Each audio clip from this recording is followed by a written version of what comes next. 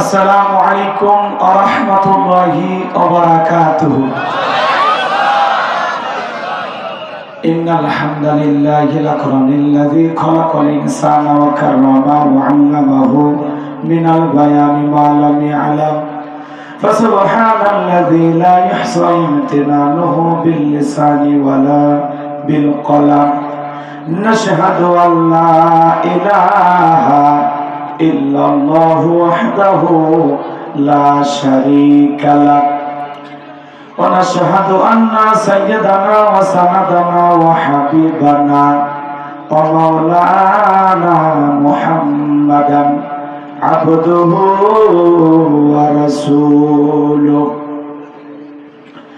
আল্লাযী আরসালাহু বিল হাক্কি বাশীরান ওয়া নাযীরা وداعيا إلى الله بإذنه وسراجا وقمرا منيرا فقد قال الله تعالى في كلامه المجيد وفي فرقانه الحميد সকলে জবান ছেড়ে মুহাব্বতে আওয়াজ দিয়ে পড়ুন আউযু বিল্লাহি মিনাশ শাইতানির রাজীম বিসমিল্লাহির রাহমানির রহিম ইয়াউমা তুকাল্লাবু wujuhuhum في النار يقولون يا ليتنا أطعنا الله وأطعنا الرسولا وقالوا ربنا إنا أطعنا سادتنا وكبراءنا فأضلونا السبيلا ربنا آتهم ضعفين من العذاب والعنهم لعنا كبيرا يا أيها الذين آمنوا لا تكونوا كالذين آذوا موسى فبرأه الله مما قالوا وكان عند الله وجيها يا أيها الذين آمنوا اتقوا الله وقولوا قولا سديدا صدقت يا رب العالمين. وعن أبي هريرة رضي الله تعالى عنه قال قال رسول الله صلى الله عليه وسلم الدنيا سجن المؤمن وجنة الكافر رواه مسلم. وقال تعالى في شأن حبيبي إن الله وملائكته يصلون على النبي يا أيها الذين آمنوا صلوا عليه وسلموا تسليما. সকলে দরুদ ইব্রাহিম পড়ুন আল্লাহুম্মা সাল্লি আলা মুহাম্মাদ ওয়া আলা আলি মুহাম্মাদ কামা সাল্লাইতা আলা ইব্রাহিম ওয়া আলা আলি ইব্রাহিম إنك حميد مجيد. اللهم بارك على محمد وعلى آل محمد كما باركت على إبراهيم وعلى آل إبراهيم إنك حميد مجيد মুসলিম মোরা ঘুমিয়ে পড়েছি বিবেকে ঝলসে তালা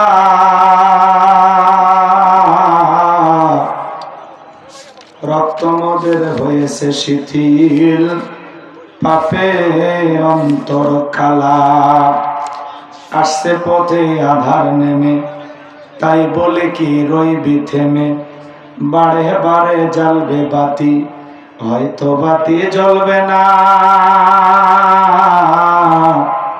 তাই বলে তো ভীরর মতো বসে থাকলে চলবে না মুসলিম আমি সংগ্রামী আমি চিররণবীর আল্লাহকে ছাড়া কাউকে মানি না নারাই তাকবীর মুসলিম জাগে কারবালাতে কঠিন শপথ পড়ে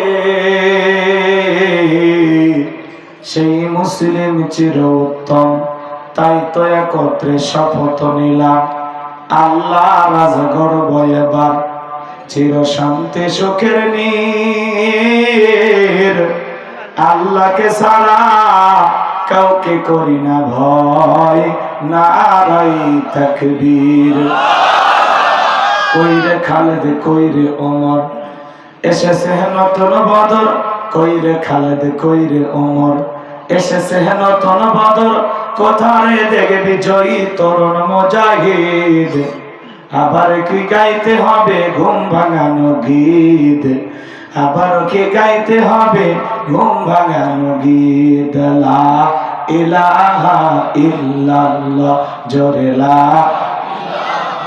ইল্লাল্লাহ জোরে লা একটু মহব্বত আওয়াজ করে জোরে জোরে লা ইলাহা ইল্লাল্লাহ জোরে রাস্তাঘাটে দোকানপাটে যারা অপচয় সময় নষ্ট করছেন ভাই মেহেরবানি করে মাহফিলে চলে আসুন লা ইলাহা ইল্লাল্লাহ জোরে লা তরুণ যুবক যারা দুই চারজন দাঁড়িয়ে আছেন বসেন ভাই বসেন লা ইলাহা ইল্লাল্লাহ জোরে লা ইল্লাল্লাহ জোরে লা ইল্লাল্লাহ জোরে লা ইলাহা ইল্লাল্লাহ জোরে লা জোরে লা ইলাহা ইল্লাল্লাহ জোরে লা ফুলের বুকে থাকলে মধু ভ্রমর যেমন আসে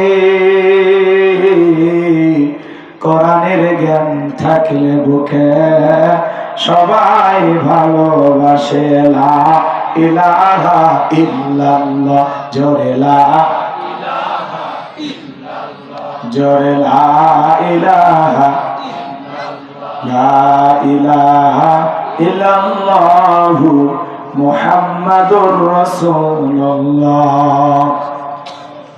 জবান সে একবার কে পড়ছি সাল্লাল্লাহু আলাইহি ওয়াসাল্লাম বাংলাদেশের ঐতিহ্যবাহী রংপুর জেলার ইসলামপুর নীলকুঠি বাইশেপাড়া জামে মসজিদের উন্নয়ন প্রকল্পে 2 দিন ব্যাপী তাফসীরুল কোরআন মাহফিলের আজকের এই সমাপনী দিবসের সম্মানিত সুযোগ্য অনারেবল প্রেসিডেন্ট সম্মানিত চেয়ারম্যান জনাব মোহাম্মদ ফারুক হোসেন আল্লাহ পাক তার গোলামকে হায়াতে তৈয়বা সিয়াতে কুলে দান করুন সকলে বলুন আমিন চেয়ারম্যান সাহেব আছে আচ্ছা অসুস্থ আল্লাহ পাক যেন তাকে সুস্থতার নিয়ামত দিয়ে ধন্য করেন আজকের প্রোগ্রামের প্রধান অতিথি সেক্রেটারি বাংলাদেশ জামাত ইসলাম রংপুর জেলা শাখা শহীদি কাফেলার নিবেদিত সৈনিক মাওলানা মোহাম্মদ ইনামুল হক আল্লাহ পাক তার গোলামকে হায়াতে তৈয়বা সিহাতি কুলিয়ে দান করুন, সকলে বলুন আমিন। আজকের প্রোগ্রামের বিশেষ অতিথিবৃন্দ, আমন্ত্রিত অতিথিবৃন্দ, আলোচকের ধন্য করেছেন মাওলানা মোহাম্মদ রবিউল ইসলাম, হাফিজ মোহাম্মদ রাফিদ হাসান। কথা বলেছেন শ্রদ্ধাভাজন প্রিয় ভাই তরুণ আলোচক মাওলানা মোহাম্মদ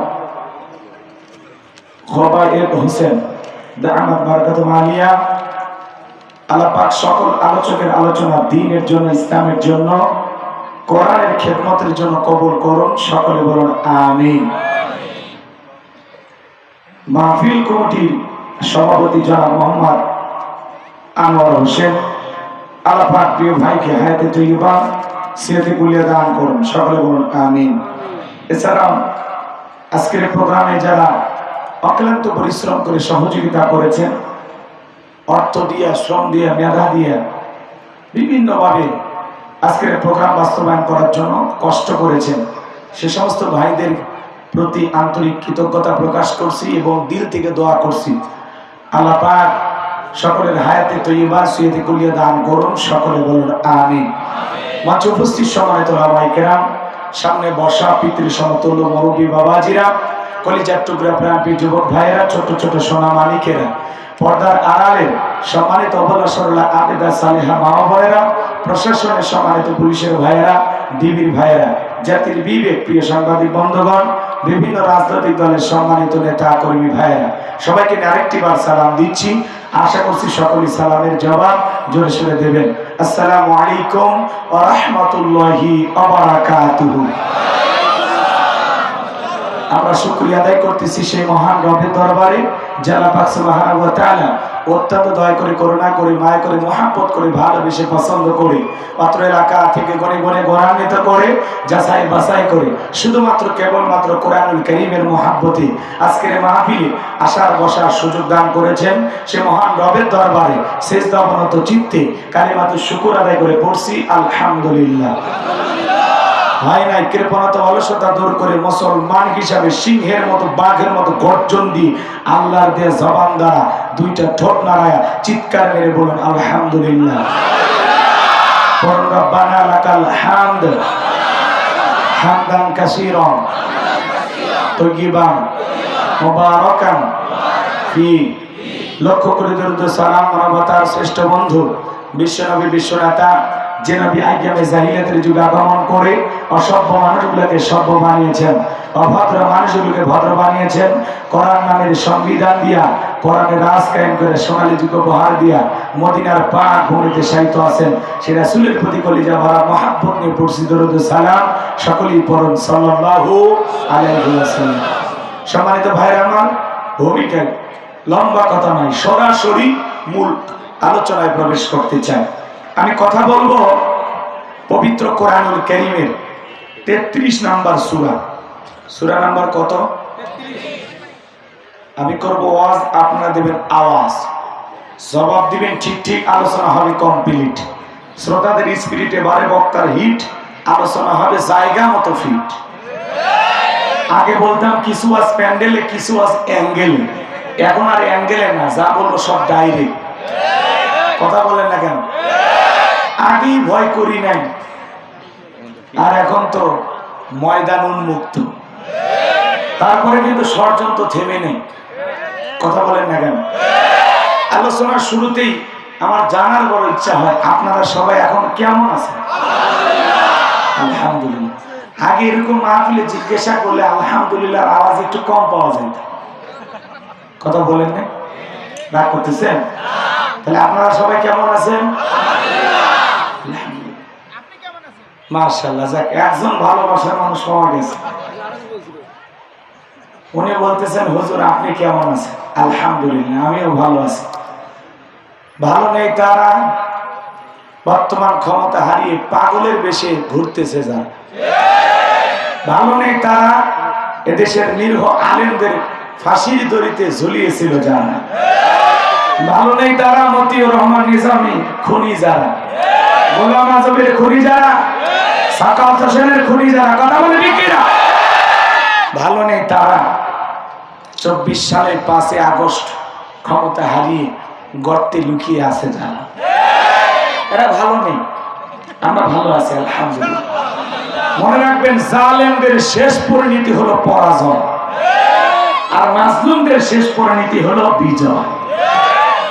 জুলুম কখনো চিরস্থায়ী হয় না, কথা কয়, জুলুম কখনো চিরস্থায়ী হয় না। 2 দিন আগে হোক পরে হোক, জুলুমের শেষ পরিণতি পরাজয়। যারা জালেম আল্লাহ তাদেরকে সাহায্য করে না, কিন্তু যারা মাজলুম আল্লাহ তাদের সাথে আছেন এবং তাদেরকে সাহায্য করেন। আল্লাহু আকবার। 56,000 বর্গ মাইল জুড়ে বিশাল একটা জগদল পাথর আমাদের বুকের উপরে চেপে বসেছি, শান্তিতে নিঃশ্বাস নিতে পারি নাই আমরা। একটা ফেসবুকে পোস্ট করার আগে চিন্তা করা লাগে, কি লিখবো, কি লিখলে আমার ধরে নিয়ে যায়, কথা কয় না। মানুষ বউ বাচ্চা নিয়ে ঘুমায়, ঘুম থেকে উঠে থেকে জেলখানায়, গাড়ি পুরাই রংপুরে আর মামলা হয় মিঠাপুকুরে। এমনকি অন্ধ ব্যক্তির নামে পর্যন্ত ওরা মামলা দিয়েছিল, কথা বলে ঠিক নেই। আজকে কি তারা আছে? এখন তারাই মামলার আসামি, কথা কয় না। বিভিন্ন ভাবে আবারও ক্ষমতায় আসার তারা পাইতারা করতেছে। গতকালকে আপনারা দেখেছেন, বাংলাদেশের একজন সাংবাদিক, নাম ইলিয়াস হোসেন। সাংবাদিক কারে বলে তার কাছ থেকে শিখতে হবে, কথা বলেন ঠিকই না। তিনি গতকালকে 31 মিনিটের একটা ভিডিও সোশ্যাল মিডিয়ায় তার ব্যক্তিগত ইউটিউব চ্যানেলে আপলোড করেছেন। এই ভিডিওটা দেখে তাম বাংলাদেশের মানুষের টনক নড়ে গেছে। কারা বিশ্বাস করবে আর কারা অবিশ্বাস করবে খুঁজে পাওয়া যাচ্ছে না, কথা বলে ঠিক কিনা। যে মানুষগুলোকে আমরা ভালো মনে করতেছি, মুখোশের আড়ালে তারাই গভীর ষড়যন্ত্রের সাথে লিপ্ত, কথা বলে ঠিক কিনা। আমরা বলতে চাই, অন্তর্বর্তীকালীন সরকারের আশেপাশে যারা আছে, যাদেরকে বিগত সরকারের দোসর পাঁচাটা গরম বলে চিহ্নিত করা হয়েছে, ডক্টর ইউনূস সাহেবকে বলতে চাই, অতি দ্রুত তাদেরকে বহিষ্কার করেন, তাদেরকে বাতিল করেন, তাদেরকে ছাঁটাই করে দেন, না হলে ভবিষ্যতে তারাই আপনার গলা চেপে ধরবে, কথা বলে ঠিক কিনা। দুধ কলা দিয়ে কাল সাপ পোষার কথা শুনছেন না? তো আশেপাশে যাদেরকে প্রমোশন দিয়া নিজের ব্যক্তিগত সহকারী সেক্রেটারি বানাইতেছেন, নিজের কাছের মানুষ ভাবতেছেন। আমরা বলতে চাই, বিগত সরকারের যারা দোষর ছিল তাদেরকে বুঝে বুঝে ছাঁটাই করেন, তাছাড়া সামনের অবস্থা আরো খারাপ হবে, কথা বলে ঠিক না। আমাদের এই দেশের তরুণেরা, যুবকেরা রক্ত দিয়েছে, আর কত রক্ত দেবে? আমাদের রংপুরের শহীদ আবু সাইদ ভাই রক্ত দিয়েছেন, বীরের মতো প্রশাসনের সামনে বুক পেতে ধরেছেন। এরপরে তারা বলে শহীদ আবু সাইদ খুন হয়েছে কিনা এটা নিয়ে নাকি এখনো তারা ধোঁয়াশার মধ্যে আছে। আমাদের ভাই রক্ত দিল, জানাজা হইল, কবরে শুয়ে আছে, তার মা বাবা, তার বোন কান্না করে, এই কান্নার আওয়াজ তারা দেখে না, কথা বলেন ঠিক কিনা। মনে রাখবেন, উত্তরবঙ্গের মানুষের রক্ত গরম, কথা কয় না। শহীদ আবু সাইদ রক্ত দিয়ে প্রমাণ করেছেন উত্তরবঙ্গের মানুষের রক্ত গরম। এই জন্য আমরা বলতে চাই, উত্তরবঙ্গের মানুষের সাথে যেন আর কোনো বৈষম্য না হয়। তাদেরকে বর্তমান অন্তর্বর্তীকালীন সরকারের উপদেষ্টা হিসেবে 2-1 জনকে যাচাই বাছাই করে উপদেষ্টার ভিতরে রাখার দরকার আছে না নাই? আমার ভাইরা, সাংবাদিক ইলিয়াস ভাইকে আমরা ধন্যবাদ জানাই। বিদেশের মাটিতে বসেও কিভাবে দেশপ্রেম তিনি ফুটিয়ে তোলেন তার নিউজ প্রচারের মাধ্যমে, কথা বলে ঠিক না। দিল থেকে দোয়া করছি, সাংবাদিক ইলিয়াস ভাইকে আল্লাহ পাক সুস্থতার সহিত নেক হায়াত দান করুন, জোরে বলুন আমিন। এবং তিনি ভিডিওর মাধ্যমে যে মেসেজ, যে বার্তা বাংলাদেশের মানুষের কাছে পাঠিয়েছেন, আমরা অতি দ্রুত এটার বাস্তবায়ন করার চেষ্টা করব ইনশাআল্লাহ। ঘুম ভাঙতে হবে। আমরা চাই না 1524 জন মানুষের রক্তের বিনিময়ে, হাজার হাজার আহত মানুষের রক্তের বিনিময়ে, হাজার হাজার মানুষ পঙ্গুত্ববরণ করেছেন, চোখ হারিয়েছেন, হাত পা হারিয়েছেন। এই সমস্ত মানুষের রক্তের সাথে কেউ বেঈমানি করুক, গাদ্দারি করুক, এমন ব্যক্তিকে বাংলার মাটিতে ঠাঁই দেওয়া হবে না। কষ্ট হচ্ছে আপনাদের? কারা ষড়যন্ত্রকারী খুঁজে খুঁজে বের করেন, কারা বারবার উস্কে দেয়, আনসারদেরকে উস্কে দেয়। কথা কয় না? আনসার এসে আন্দোলন করে, রিকশাওয়ালা আন্দোলন করে, হিজড়া আন্দোলন করে, পতিত আন্দোলন করে, অমুসলিমের আন্দোলন করে, আদিবাসীর আন্দোলন করে, ইসকন নামের জঙ্গি সংগঠন আন্দোলন করে। এরা এত সাহস পায় কোথায়? আমার মনে হয় এদের মিছিলগুলোতে প্রত্যেকটা মানুষকে চেক করা দরকার। যাকে সন্দেহ মনে হবে আস্তে করে পেনে পরনের কাপড়ের চেনটা খুলে দেখা লাগবে। কথা কয় না? কথা কয় না? কারণ আমার মনে হয় আমাদের বাংলাদেশে তো এত মুসলিম নাই। কথা কয় না? তাদের মিছিলে কিছু মানুষের স্লোগান আর চেহারা শুরু থেকে বোঝা যায় এটা মুসলমানের সন্তান, কিন্তু অমুসলিম সেজে আন্দোলন করে একটু প্রতিষ্ঠিত হতে চায়। অত সোজা না, দিল্লি বহুত দূর। কথা কয় না? রাগ করতেছেন? অনেকে ভাবতেছেন হুজুর আপনি কি রাজনীতি করেন নাকি? এগুলো রাজনীতি না, এগুলো হলো দেশের মানুষকে সচেতন করার জন্য বাস্তবমুখী কিছু কথা, বাস্তবমুখী কিছু আলোচনা। এটা যদি আপনার কাছে রাজনীতি মনে হয় তো মনেই করেন, আমার আফসোস নাই, কষ্ট হয় আপনাদের। সাংবাদিক ইলিয়াস ভাইয়ের আপনারা ভিডিওটা দেখছেন না? সোশ্যাল মিডিয়ায় দেখছেন না? তার এই ভিডিওর প্রত্যেকটা মিনিট দেখে গা শিউরে উঠেছে। তিনি যেভাবে বিষয়টাকে ফুটিয়ে তুলেছেন, বাংলাদেশের কোনো মিডিয়ার ক্ষমতা নাই এইভাবে তথ্যগুলো সংগ্রহ করে প্রচার করতে পারে। সাংবাদিক ইলিয়াস ভাইকে আমি সেলুট জানাই, দিল থেকে দোয়া করি। গর্বিত মায়ের গর্বিত সন্তান, এ বাংলাদেশের সত্যিকারী দেশপ্রেমিক সাংবাদিক আমাদের ইলিয়াস ভাই কথা বলে, ঠিক কিনা? আল্লাহ পাক তার এই গোলামকে হায়াতে তৈয়বা সিয়াতে কুলিয়ে দান করুন, জোরে বলুন আমিন। এবং তার এই ভিডিও বার্তার মাধ্যমে আমাদেরকে সচেতন হতে হবে, আমাদের এই দ্বিতীয় স্বাধীনতা কেউ যেন হাইজ্যাক করতে না পারে। আর যারা পাঁচটা গোলাম, বিগত সরকারের দোসর, ভারতের দালাল, তাদেরকে সতর্ক করার দরকার আছে না নাই? আল্লাহ এদেশের সকল ষড়যন্ত্রকারীর হাত থেকে আমাদের প্রিয় মাতৃভূমি বাংলাদেশকে আল্লাহ হেফাজত করুন। আরেকটু জোরে বলুন আমিন। আমার ভাইয়েরা, চলুন আলোচনায় প্রবেশ করি। আমি কথা বলবো পবিত্র কোরআনুল কারীমের 33 নাম্বার সূরা। জোরে বলেন কত নাম্বার? সূরাটির নাম হলো আহজাব। বলেন কি না? আহজাব। আহজাব মানে কি? জোট হওয়া, একতাবদ্ধ হওয়া। বিচ্ছিন্ন থাকলে হবে না, সবাইকে ঐক্যবদ্ধ হওয়া লাগবে। কথা বলে ঠিক কি? আল্লাহ পাক আমাদের সবাইকে ঐক্যের প্ল্যাটফর্মে আসার তৌফিক দান করুন, জোরে বলুন আমিন। মোট আয়াত আছে 73টি, রুকু আছে 9টি। বিশ্বনবী মদিনার জিন্দেগিতে এই সূরাটি নাজিল হয়েছে। হিজরতের পূর্বে যে সূরাগুলো নাজিল হয়েছে এই সূরাগুলোকে মাক্কি সূরা বলা হয়, আর হিজরতের পরে যে সূরাগুলো নাজিল হয়েছে এই সূরাগুলোকে মাদানী সূরা বলা হয়। তাহলে আমার আজকে যে সূরা থেকে আমি আলোচনা করব, এই সূরাটি অবতীর্ণ হয়েছে কোথায়? জোরে বলেন, নাজিল হয়েছে কোথায়? মদিনায়। আমি আপনাদের সামনে 5টি আয়াতি কারিমা তিলাওয়াত করেছি। জোরে বলেন কয়টি?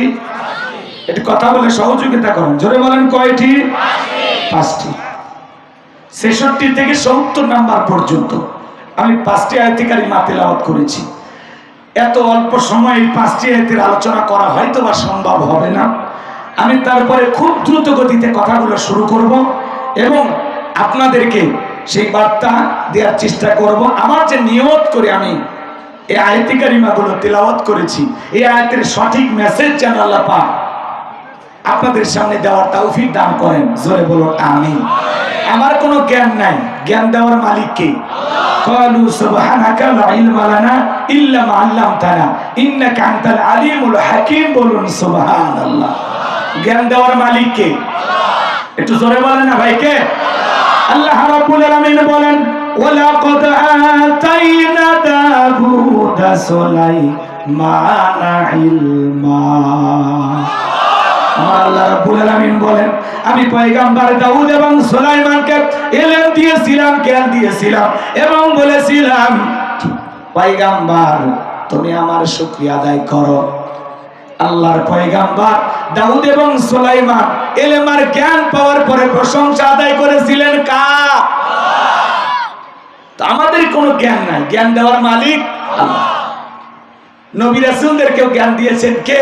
আল্লাহ। আল্লাহর নবী দাউদ আলাইহিস সালাম জীবনের শেষ প্রান্তে গিয়ে আল্লাহ তাআলার কাছে ফরিয়াদ করে বলতেছেন, আল্লাহ আমার জানতে বড় ইচ্ছা হয় আমার পরবর্তীতে আপনি কাকে ফিলিস্তিনের বাদশাহী দান করবেন।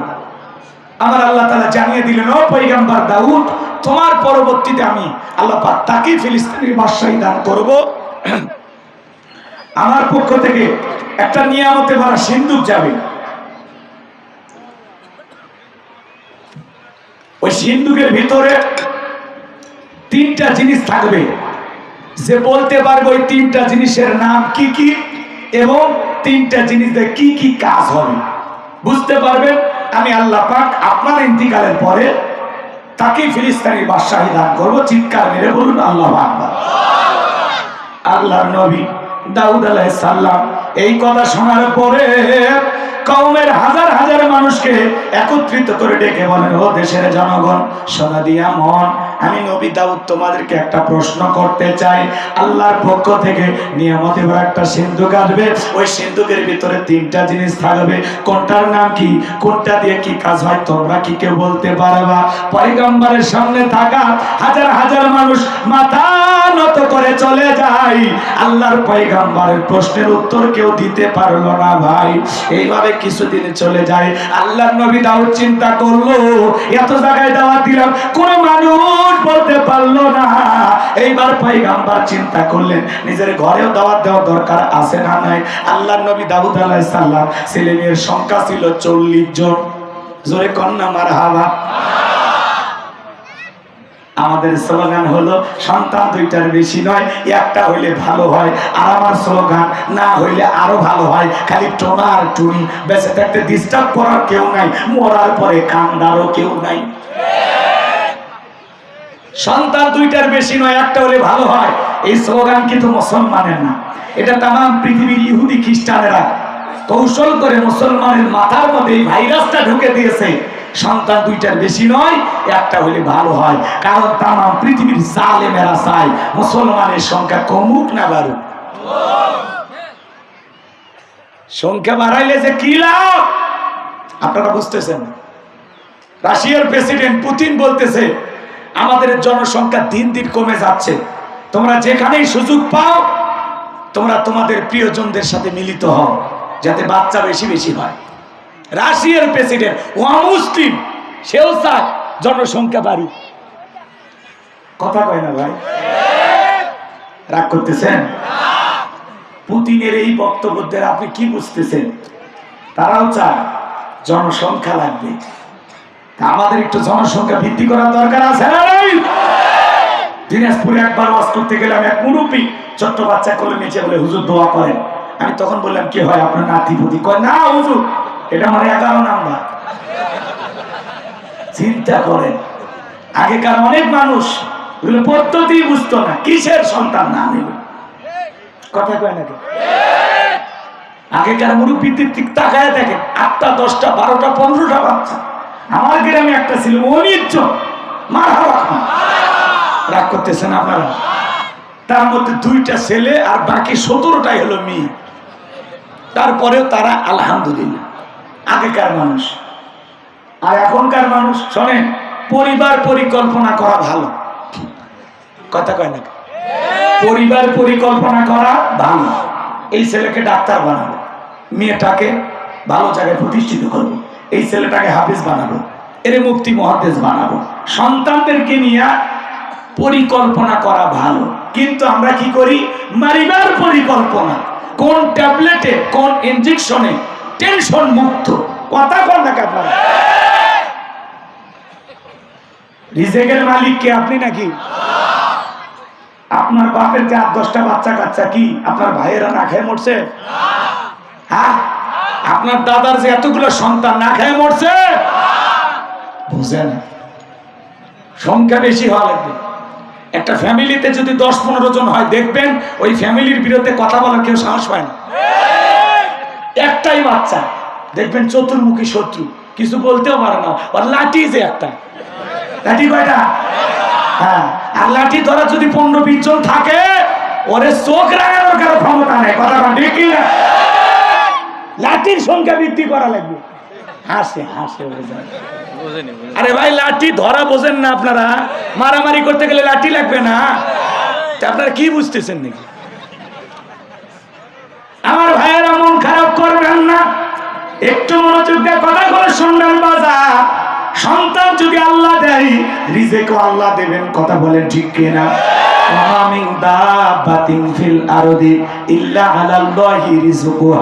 পৃথিবীতে এমন কোন বিচরণশীল প্রাণী নাই যা রিজেকের ব্যবস্থা আমি আল্লাহ আসমান থেকে করি না। রংপুরের মুসলমানেরা, তাহলে রিজেক দেওয়ার মালিক কে? তাহলে সন্তান বেশি বেশি নেওয়া দরকার আছে না নাই? নেবেন তো ইনশাআল্লাহ। আজকে তাম পৃথিবীতে 700 কোটি মানুষ। আমরা যদি সংখ্যায় 350 বা 400 কোটি মুসলমান হতে পারতাম, পৃথিবীর জালেমেরা মুসলমানকে হত্যা করা তো দূরের কথা, মুসলমানের দিকে বাঁকা চোখে তাকানোর সাহস পৃথিবীর কোনো জালেমের ছিল না। আজকে মুসলমান সংখ্যায় কম, এজন্য জালেমেরা হয়েছে আমাদের জম, কেড়ে নিতে চায় আমাদের দম। এজন্য বাজান সংখ্যা বাড়ানোর দরকার আছে না নাই? আল্লাহ বুঝার তৌফিক দান করুক, জোরে বলেন আমিন। আল্লাহর নবী দাউদ আলাইহিস সালাম কলিজার টুকরা সন্তানদেরকে একত্রিত করলেন, ছেলে মেয়ে সবাইকে একত্রিত করলেন, ডেকে বলেন আমার সন্তানেরা শোনো, আল্লাহর পক্ষ থেকে নিয়ামত এবার একটা সিন্ধুক আসবে। ওই সিন্ধুকের ভিতরে 3টা জিনিস থাকবে। কোনটার নাম কি? কোনটা দিয়ে কি কাজ হবে? তোমরা কি কেউ বলতে পারবা? বড় ছেলে বলতে পারে না, মেজো ছেলে বলতে পারে না, সবার ছোট 19 বছরের টকবকে যুবক, নাম তার সুলাইমান, হাত তুলে বলে লাব্বাইক আব্বাজান, আপনি যদি অনুমতি দেন আমি সুলাইমান বলে দিতে পারবো। ওই সিন্ধুকে 3টা জিনিস কি কি থাকবে? কোনটার নাম কি? কোনটা দিয়ে কি কাজ হবে? জোরে বলেন মারহাবা। নবী দাউদ ডেকে বলে বাবা তুমি ছোট মানুষ, না বুঝে হাতটা ধরলাম, তুমি কি বলতে পারবা? 19 বছরের টকবকে যুবক সুলাইমান ডেকে বলে আব্বাজান আমাকে ছোট মনে করবেন না, আমি যখন জঙ্গলের পাশ দিয়ে হেঁটে যাই, ওই জঙ্গলের একটা প্রাণী আর একটা প্রাণীর সাথে, একটা পশু আর একটা পশুর সাথে কি কথা বলে, কোন ভাষায় কথা বলে, আমি পশু প্রাণীর ভাষাও বুঝতে পারি। আব্বাজান দূর আকাশে পাখি ডানা মেলে উড়ে যায়, উঠতে গিয়ে একটা পাখি আর একটা পাখির সাথে কি কথা বলে, কোন ভাষায় কথা বলে, আমি জমিনের উপরে দাঁড়াইয়া পাখিদের ভাষাও বুঝতে পারি। ওই কিচির মিচির ডাক না, এটা বলছে ওইটা বলছে ধারণা না, ওরা পাখি পাখির ভাষা দিয়ে কি বলে আল্লাহ সেই ভাষা বোঝার যোগ্যতা নবী সুলাইমানকে দিয়েছিলেন। শুধু কি তাই, পিপিলিকার ভাষাও পর্যন্ত বুঝতেন। সুবহানাল্লাহ বলে। সেই নবী সুলাইমান বলতেছেন আব্বা সিন্ধুকে 3টা জিনিস কি কি থাকবে, কোনটার নাম কি, কোনটা দিয়ে কি কাজ হয় আমি বলতে পারবো। তাহলে আপনারা কি শুনবেন? সিন্ধুকের ভিতরে 3টা জিনিস কি কি শুনবেন? হাতটা তোলে তো বাজান, কারা কারা শুনবেন? লিল্লাহে তাকবীর। তাহলে আমি কথা বলবো কোন সূরা থেকে? সূরা আহজাব। জবান ছেড়ে সবাই একটু মহব্বতে আমার সঙ্গে তেলাওয়াত করুন। আউযু বিল্লাহি মিনাশ শাইতানির রাজীম। বিসমিল্লাহির রাহমানির রহিম। বিতাড়িত মুরতাদ শয়তানের কাছ থেকে আল্লাহ পাকের কাছে আশ্রয় প্রার্থনা চাচ্ছি। পরম করুণাময় সিন্দালু আল্লাহ তাআলার নামে শুরু করছি। আমরা যে কোনো কাজ শুরু করবো কার নামে? আল্লাহর নামে। কাজ শুরু করলে বরকত আছে না? আছে তো? তাহলে যারা পারেন আমার সঙ্গে তেলাওয়াত করুন। আমার আল্লাহ রাব্বুল আলামিন বলেন ইয়াউমা তুকাল্লাবু উজুহুহুম ফিন্নার। আমার আল্লাহ রাব্বুল আলামিন বলেন ইয়াউমা তুকাল্লাবু উজুহুহুম ফিন্নার। সেদিন জাহান্নামের আগুন দিয়া মানুষের চেহারাগুলোকে পুড়িয়ে ওলট পালট করে ফেলা হবে। ইয়াউমা তুকাল্লাবু উজুহুহুম ফিন্নার। সেদিন জাহান্নামের আগুন দিয়া মানুষের চেহারাগুলোকে পুড়িয়ে ওলট পালট করে ফেলা হবে। ওই জাহান্নামের আগুন বড় কঠিন বাজান। দুনিয়ার আগুনের চাইতে জাহান্নামের আগুনের পাওয়ার হলো 70 গুণ বেশি। জাহান্নামের আগুন হলো অন্ধকার রাত্রির মতো কালো। 1 ইঞ্চি পরিমাণে জাহান্নামের জায়গা ফাঁকা নাই। যেই জায়গার মধ্যে আগুন নাই, পুরোটা জাহান্নাম, আগুন আর আগুন। মানুষগুলোকে পুড়িয়ে ওলট পালট করে ফেলা হবে, চেহারার বিকৃতি ঘটানো হবে, আগুনে চালিয়ে পুড়িয়ে। ভয় লাগে না? শুনতেছেন? ভয় লাগতেছে না? দিলটা নরম করে কথাগুলো শুনবেন। এই চেহারাতে কত কিছু ব্যবহার করলাম, সাবান, শ্যাম্পু, আর কত কি কথা কয় না, তেল, মেডিসিন, কত কিছু মাখাইলাম। এই রূপ সৌন্দর্য তৈরি করার জন্য কত কিছু না লাগাইলাম, কত কিছু না ব্যবহার করলাম। মা বোনদের এক একটা ঘর তো এক একটা কসমেটিকের দোকান, এত কিছু ব্যবহার করলাম, কিন্তু লাভটা কি?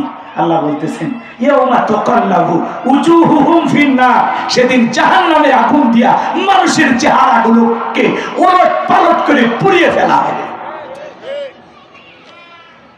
ওই জাহান্নামের আগুনে তারা জ্বলবে আর পুড়বে, আর আফসোস করে বলবে ইয়াকুলুনা ইয়া লাইতানা আতা'না আল্লাহ ওয়া আতা'নার রাসূলা।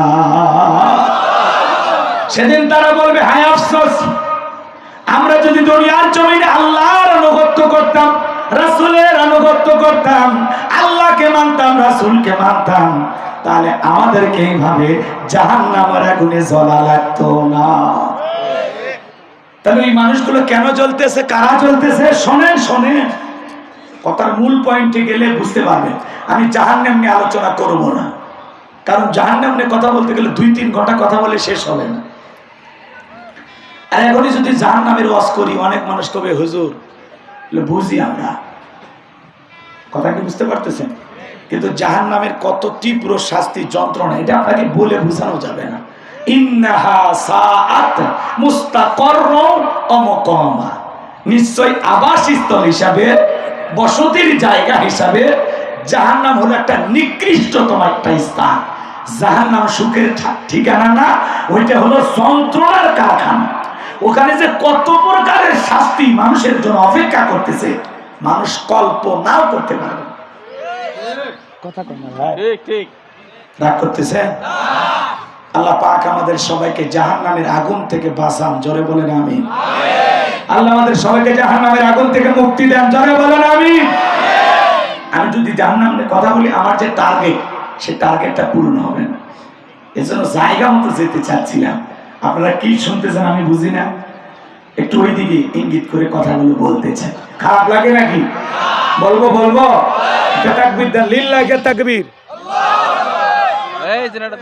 গেছে গেছে, হ্যান্ডেল নে দৌড় মারছে, একটু জিকির করে লা ইলাহা ইল্লাল্লাহ, লা ইলাহা ইল্লাল্লাহ, লা ইলাহা ইল্লাল্লাহ, লা ইলাহা।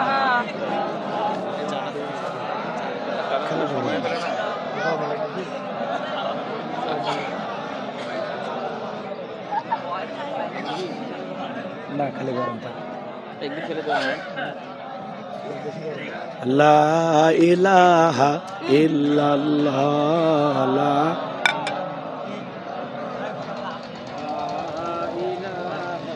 ইল্লাল্লাহ, লা ইলাহা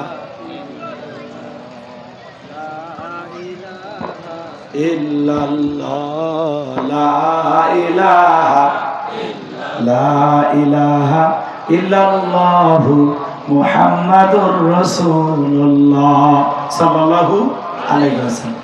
ভাইরা আমার, সেদিন তারা জাহান্নামের আগুনে জ্বলবে আর আফসোস করে ডেকে বলবেন ইয়াকুলুনা ইয়া লাইতানা আতা'না আল্লাহ ওয়া আতা'নার রাসূলা। হায় আফসোস, আমরা যদি দুনিয়াতে আল্লাহকে মানতাম, রাসূলকে মানতাম, আল্লাহর আনুগত্য করতাম, রাসূলের আনুগত্য করতাম, তাহলে আমাদেরকে এইভাবে জাহান্নামের আগুনে জ্বলা লাগতো না। এই মানুষগুলো দুনিয়াতে কেন আল্লাহকে মানতে পারলেন না, কেন রাসূলকে মানতে পারলেন না, কারা এদেরকে বাধা দিল বলেন তো বাজান? সেটাও জানার দরকার আছে না? না, আল্লাহ তাআলা সেই কথাটি স্পষ্ট ভাবে ৬৭ নম্বর আয়াতে কারিমার মধ্যে জানিয়ে দিলেন। সেদিন তারা বলবেন অকালু রব্বানা ইন্না আতা'না সাদাতানা ওয়া কুবারা'ানা ফাআদাল্লুনা সাবিলা। সেদিন তারা বলবেন ওয়াকালু রব্বানা, হে আমাদের রব, ইন্না আতা'না সাদাতানা, আমরা দুনিয়ার জমিনে নেতাদের কথা মানতাম, ওয়া কুবারা'ানা, বড়দের কথা মানতাম। কার কথা মানতো? নেতা। সাদাতানা কুবারা'ানা, সাদাতা মানে নেতাদের কথা মানতাম, কুবারা মানে বড়দের কথা মানতাম। ফাআদাল্লুনা সাবিলা, এরা আমাদেরকে পথভ্রষ্ট করেছে, গোমরাহি বানাইছে, মিসগাইড করেছে, ভুল পথে পরিচালিত করেছে, ভুল ইনফরমেশন দিয়ে ধোঁকায় ফেলেছে। কয়জন মানুষের নাম বের হয়েছে? কথা কয় না ভাই। রংপুরের মানুষ তো এরকম দুর্বল না, আমরা পরিশ্রম করা মানুষ। কথা কয় কয়জন মানুষ? একটাকে নেতা আর একটাকে মুরব্বী। মুরব্বী এই ডায়লগ আপনাদের মুখস্থ? আচ্ছা, ওই মুরব্বী না, ওই মুরব্বী তো ভালো, কিন্তু আর একটা দুষ্ট মুরব্বী আছে, তার কথা বলবো। আপনারা অনেকেই মুরব্বী এখানে আছেন, ভাইবেন না যে আপনাদের কথা বলতেছে না, ওইটা অন্য, ওইটা মুখোশ পড়া মুরব্বী, ঠিক আছে? পরে তুলে ধরতেছি। তাহলে 1 নাম্বার নেতা আর 2 নাম্বার হলো বড়, এদের কথা আমরা মানতাম, এরা আমাদেরকে জাহান্নামে নিয়ে আসছে। এইবার জাহান্নামে যাওয়ার পরে কি করবে শোনেন, সেদিন তারা বলবে রব্বানা আতিহিম বিফাইনি মিনাল আযাব ওয়া লা'আনহুম লা'নান কাবীরা, হে আমাদের রব, এই নেতার কারণে, এই মুরব্বির কারণে আমরা জাহান্নামে আসছি, আল্লাহ আমাদের চাইতে ওদের আযাব আপনি দ্বিগুণ করুন। ফেরেশতারা যদি আমাকে জাহান্নামে 10 ঘন্টা পিটায়, এরা যেন 20 ঘন্টা পিটায়, আপনার সমস্ত আযাব অভিশাপ দেয়া এরে পাকড়াও করুন। এই সেই নেতা, এরে ধরুন। আমার ভাইয়ের না হুজুর ইশারা দিচ্ছে, ভুল বুঝছে না, এমনি বলতেছে। কথা কি বুঝতে পারতেছেন? সেদিন নেতার কর্মীরা বলবে এই সেই নেতা, এর কারণে আমি জাহান্নামে আসছি, এই সেই নেতা আমাকে জাহান্নামে নিয়ে আসছে। কথা কয় না কে? সেদিন নেতা আর কর্মীর মধ্যে লাগে যায়, জাহান্নামের ভিতরে লাগে যায়, তোর কারণে আমি জাহান্নামে আসছি, এই সেই বড়, তোর কারণে আমি জাহান্নামে আসছি। তখন ওরা কি বলবে আর এদের উত্তর কি হবে, আরো কথা জানার দরকার আছে না নাই? এখন আমি আপনাদেরকে একটা টার্নিং পয়েন্টে নিয়ে যেতে চাই, এদিক খেয়াল করেন, দিল দিয়ে কথাগুলো বুঝবেন। তাহলে 1 নাম্বার নেতা আর বড়, এই 2 জন মানুষ, এদের আশেপাশে যারা থাকে, এদের কথায় যারা ওঠা বসা করে, তারা তাদেরকে জাহান্নামে নিয়ে যায়। তাহলে এই জায়গায় আমাদেরকে ভালো নেতা কারা একটু জানার দরকার আছে না নাই? এই জন্য আমার আলোচনার বিষয় হলো ইসলামিক নেতা বনাম জালেম নেতা। কথা কি, আলোচনার বিষয়টা কি ক্লিয়ার? কষ্ট হবে না? তাহলে প্রথমে আমরা জানবো ইসলামিক নেতা কারা, আদর্শ নেতা কারা, এই পৃথিবীর সবচাইতে ভালো নেতা কারা, একটু জানার দরকার আছে না নাই? শেষের দিকে যায় জালেমদের মুখোশ উন্মোচন করে দিয়ে দোয়া করব। রাজি আছেন তো ইনশাআল্লাহ? আমার ভাইয়েরা হৃদয়ের কান পেতে কথাগুলো শুনে যান। এই পৃথিবীর সবচাইতে শ্রেষ্ঠ নেতা নাম হলো কি? মুহাম্মদ রাসূলুল্লাহ সাল্লাল্লাহু আলাইহি সাল্লাম। তাহলে আমার নেতা, তোমার নেতা বিশ্বনবী মুস্তাফা, বিশ্বনবী মুস্তাফা, একটু জোরে বলেন, আমার নেতা, তোমার নেতা বিশ্বনবী মুস্তাফা। এই পৃথিবীর সবচাইতে শ্রেষ্ঠ নেতা নাম মুহাম্মদ রাসূলুল্লাহ সাল্লাল্লাহু আলাইহি ওয়াসাল্লাম।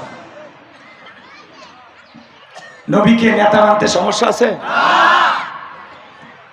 আমরা কেমন নেতার অনুসারী, আমাদের নেতা তিনি কেমন, তার কোয়ালিটি কেমন, তার গুণগুলো কেমন, সংক্ষিপ্ত সময় কথা বলে এত গুণ বলা সম্ভব না। 2-1টা কথা উদাহরণ দেওয়ার জন্য শুধু বলবো।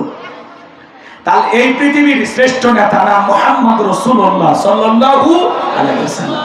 সুপার কোয়ালিটির মহামানব, যার চরিত্রে দাগ লাগানোর মতো কলম পৃথিবীতে পয়দা হয়নি। কথা বলে ঠিক কিনা? যে নবীর চরিত্রের সার্টিফিকেট আল্লাহ দিয়ে বলেন ওয়া ইন্নাকা লাআলা খুলুকিন আযীম, নবী গো আপনি হলেন পূত পবিত্র মহান চরিত্রের অধিকারী। চিৎকার মেরে বলুন আল্লাহু আকবার। আযীম আরবিতে এমন একটি শব্দ যার গভীরতা মাপা যায় না। আটলান্টিক মহাসমুদ্রের পারে বৈশা কেউ যদি একটা চামচ দিয়ে পানি ছেঁচা শুরু করে, আপনারা কি বলবেন? লোকটা কি কথা কয় না? আটলান্টিক মহাসমুদ্রে চামচ দিয়ে পানি ছেঁচা লোকটাকে যেমন পাগল বলবেন, এদিকে খেয়াল করেন, কোন না কোনদিন হয়তোবা আটলান্টিক মহাসমুদ্রের পানি চামচ দিয়া অসম্ভব মনে হলেও ফুরানো সম্ভব হতে পারে, ছেঁচা সম্ভব হতে পারে।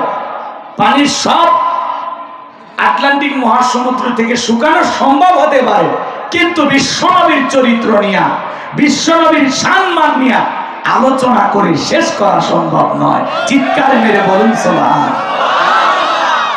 আযীম ওয়া ইন্নাকা লাআলা খুলুকিন আযীম, আপনি হলেন পূত পবিত্র মহান চরিত্রের অধিকারী। সুবহানাল্লাহ। যে নবীকে আল্লাহ পাক বলেন ওমা আরসালনাকা ইল্লা রাহমাতাল লিল আলামিন, আল্লাহ বলেন আমি আমার হাবিবকে বিশ্ববাসীর জন্য রহমত স্বরূপ প্রেরণ করেছি। সুবহানাল্লাহ। সমগ্র জাতির জন্য, মানব দানব জিন ইনসান সকলের জন্য। আল্লাহ হলেন রব্বুল আলামিন আর নবী হলেন রহমাতাল লিল আলামিন। যেখানে আমার আল্লাহ রব সেখানেই নবী রহমত। সুবহানাল্লাহ। আমার ভাইরা, তাহলে পৃথিবীর শ্রেষ্ঠ নেতা মুহাম্মদ রাসূলুল্লাহ সাল্লাল্লাহু আলাইহি সাল্লাম, তিনি নেতা হিসেবে কেমন? আপনার আমার নবী কেমন মেসেঞ্জার ছিলেন? কিভাবে মানুষকে পরিবর্তন করতেন?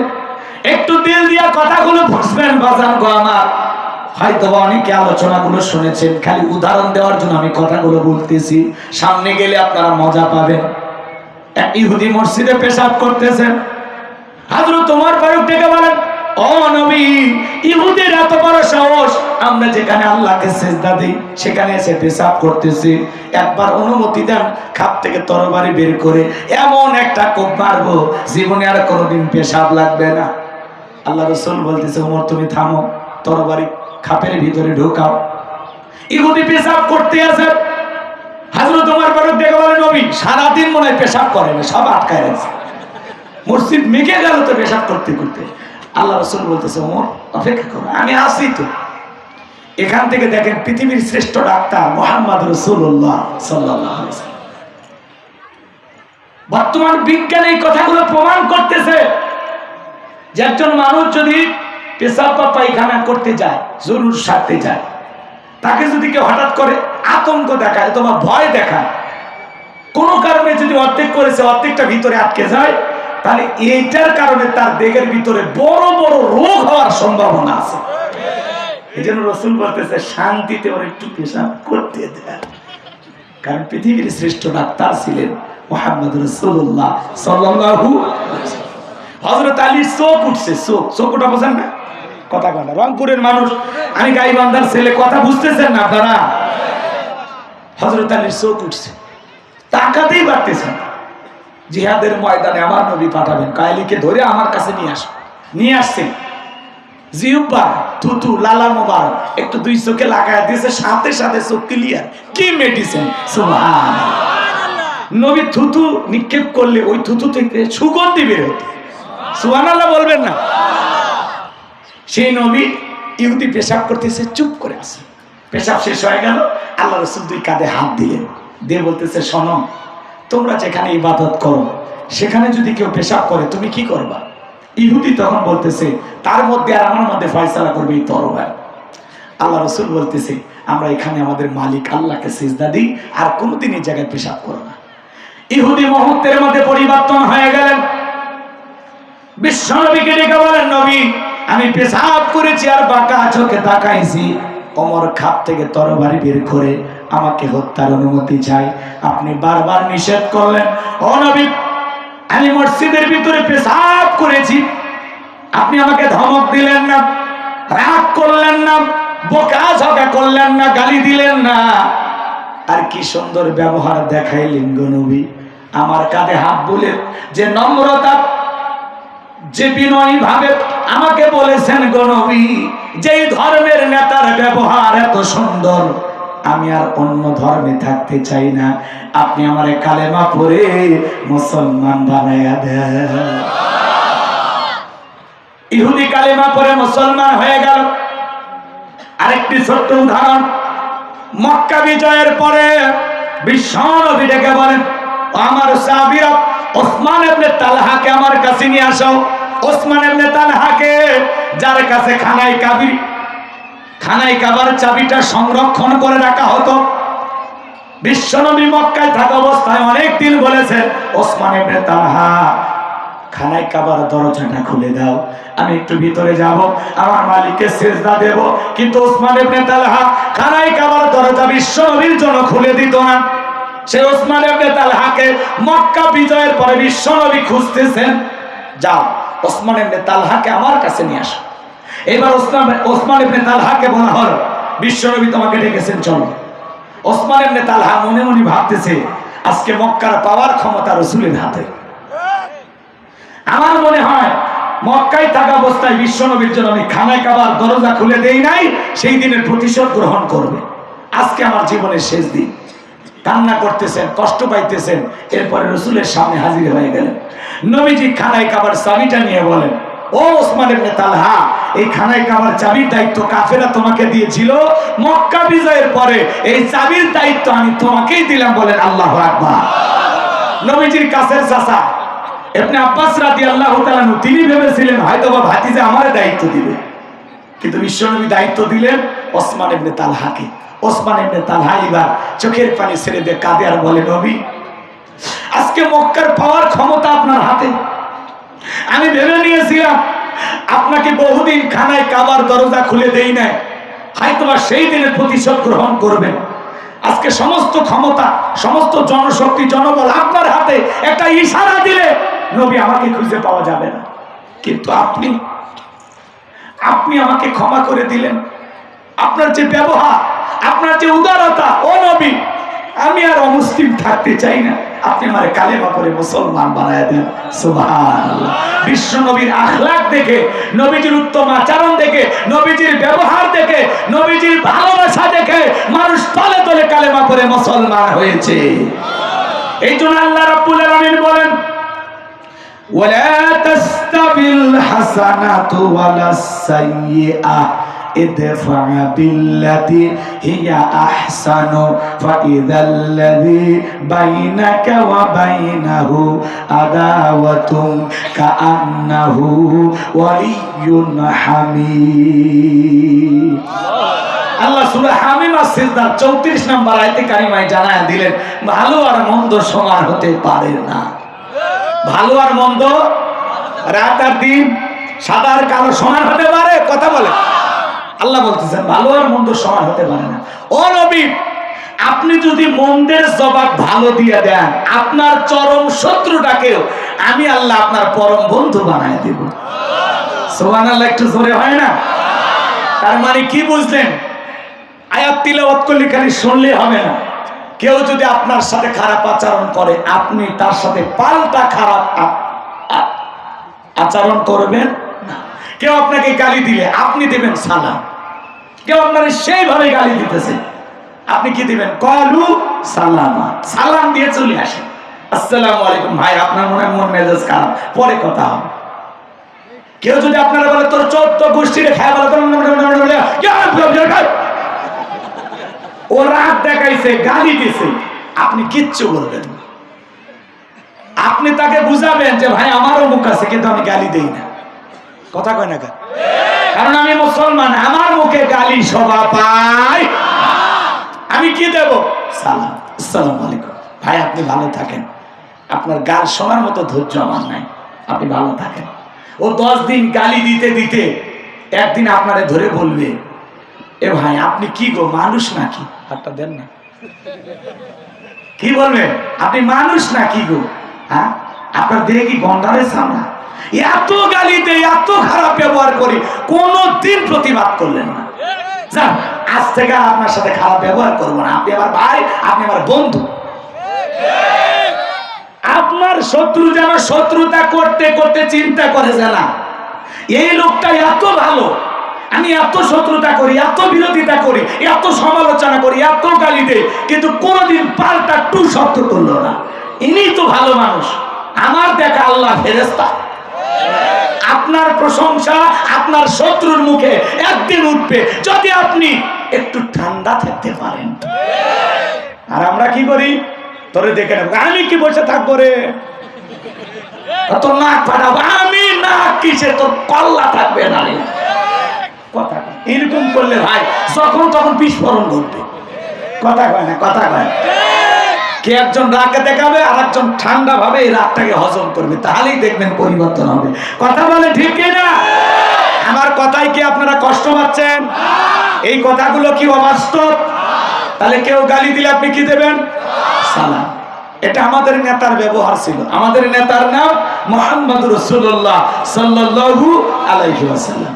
আমার ভাইরা, বিশ্ব নবীর কোয়ালিটি গুণ নিয়ে আলোচনা করে শেষ করা যাবে না। তাহলে এক নাম্বার, পৃথিবীর শ্রেষ্ঠ নেতা মুহাম্মদ রাসূলুল্লাহ সাল্লাল্লাহু আলাইহি ওয়াসাল্লাম, যে নবী 63 বছরের জিন্দেগিতে একটি মিথ্যা কথা বলেননি, এমন বিশ্ব রেকর্ড পৃথিবীর আর কোন নেতার আছে? আর ওনারা তো ঘুমাইতে যাওয়ার আগেও মিথ্যা, ঘুম থেকে উঠে মিথ্যা, খালি পেটে মিথ্যা, ভরা পেটেও মিথ্যা। মিথ্যা বলতে বলতে চেহারা বেঁকা হয়ে গেছে, এক পা কবরে চলে গেছে, তাও মিথ্যা বলা ছাড়ে না। হেলিকপ্টার দিয়ে পানি দিছে, হেলিকপ্টার দিয়ে যদি পানি দেয়, ছাদের শিশুটা কিভাবে মারা গেল? কথা বলেন। ক্ষমতায় টিকে থাকার জন্য এলো পাতারি গুলি মেরে হেলিকপ্টার দিয়ে পর্যন্ত গুলি বর্ষণ করেছিল, আর বলে আমরা পানি দিয়েছিলাম, ঠান্ডা পানি খেলেছে। হাই রে মানুষ, মানুষ যে কত মিথ্যা বলতে পারে, মানুষ যে কত বহুরূপী হতে পারে, ওনাদেরকে না দেখলে আমরা বুঝতাম না। মুসলমান কখনো এত মিথ্যা কথা বলতে পারে না। ক্ষমতার লোভ পেয়ে বসতে দেখেন একটা মানুষ কি হয়। ছাত্র আন্দোলনের তোপের মুখে পড়ে পালিয়ে যেতে বাধ্য হলেন, আর এখন উল্টা পাল্টা নিউজ করে আপনার বন্ধুরা। ওনার বন্ধু কারা বোঝেন না? ভারত, ভারত বোঝেন না, এটা নাম ধরে বলা লাগবে না। বন্ধুর কাছেই তো গেছে, তো গেছেন ভালো কথা। আমরা এত বছর আপনাকে কাছে রাখলাম, তো কিছুদিনের জন্য বন্ধুর কাছে গেছেন, এখন আবার চট করে ঢুকতে চান কেন? অডিও কল ফাঁস হয়, মাঝে মাঝে অডিও কল ফাঁস হয়। কথা বল না, অডিও কলে বলে আমি এখনো প্রধানমন্ত্রী আছি, আমি তো পদত্যাগ করিনি। ওনার ছেলে এক কথা বলে, মা এক কথা বলে। আর ছেলে তো প্রথম 4-5 দিন যেভাবে কথা বলছে, বাপরে বাপ। আমার মা আসার পরে দেশের মানুষের কি হবে আমি জানি না, জানেন না। এগুলো নিয়ে আপনাদের আবার টেনশন কেন? পরে আবার বলে আমরা বিএনপির সাথে আবারও ক্ষমতায় আসতে রাজি আছি। কখন যে কি বলে ঠিক নাই, কথা কোন ঠিক কিনা? রাগ করতেছেন আপনারা? তো উনি মাঝে মাঝে বলে আমি বাংলাদেশের খুব কাছে আছি, চট করে ঢুকবো। তো ঢুকবে নিতে বের হলেন কেন? কথা কয় না ভাই। আপনি আসেন তো, তাড়াতাড়ি আসেন। এই দেশ আপনার বাবা, এই দেশ আপনার স্বামী। কথা কন। আপনি অন্তত এই দেশে আসলে অশান্তি কিছুটা কমবে। আপনি আসেন, কথা কয় না। রাগ করতেছেন আপনারা? বহু আইবা তুমি আইবা গো, সেই দিন আইসা বুবু ক্ষমতা পাইবা না। বলবো, রাগ করবেন না তো? বুবু আইবা তুমি আইবা গো, সেই দিন আইসা বুবু ক্ষমতা পাইবা না। খোঁজ নাই বুবু কাদের কাকার, অবস্থা খারাপ দরবেশ বাবার, হাউন আঙ্কেল এখন সামনে আসে না। খোঁজ নাই বুবু কাদের কাকার, অবস্থা খারাপ দরবেশ বাবার, হাউন আঙ্কেল এখন সামনে আসে না।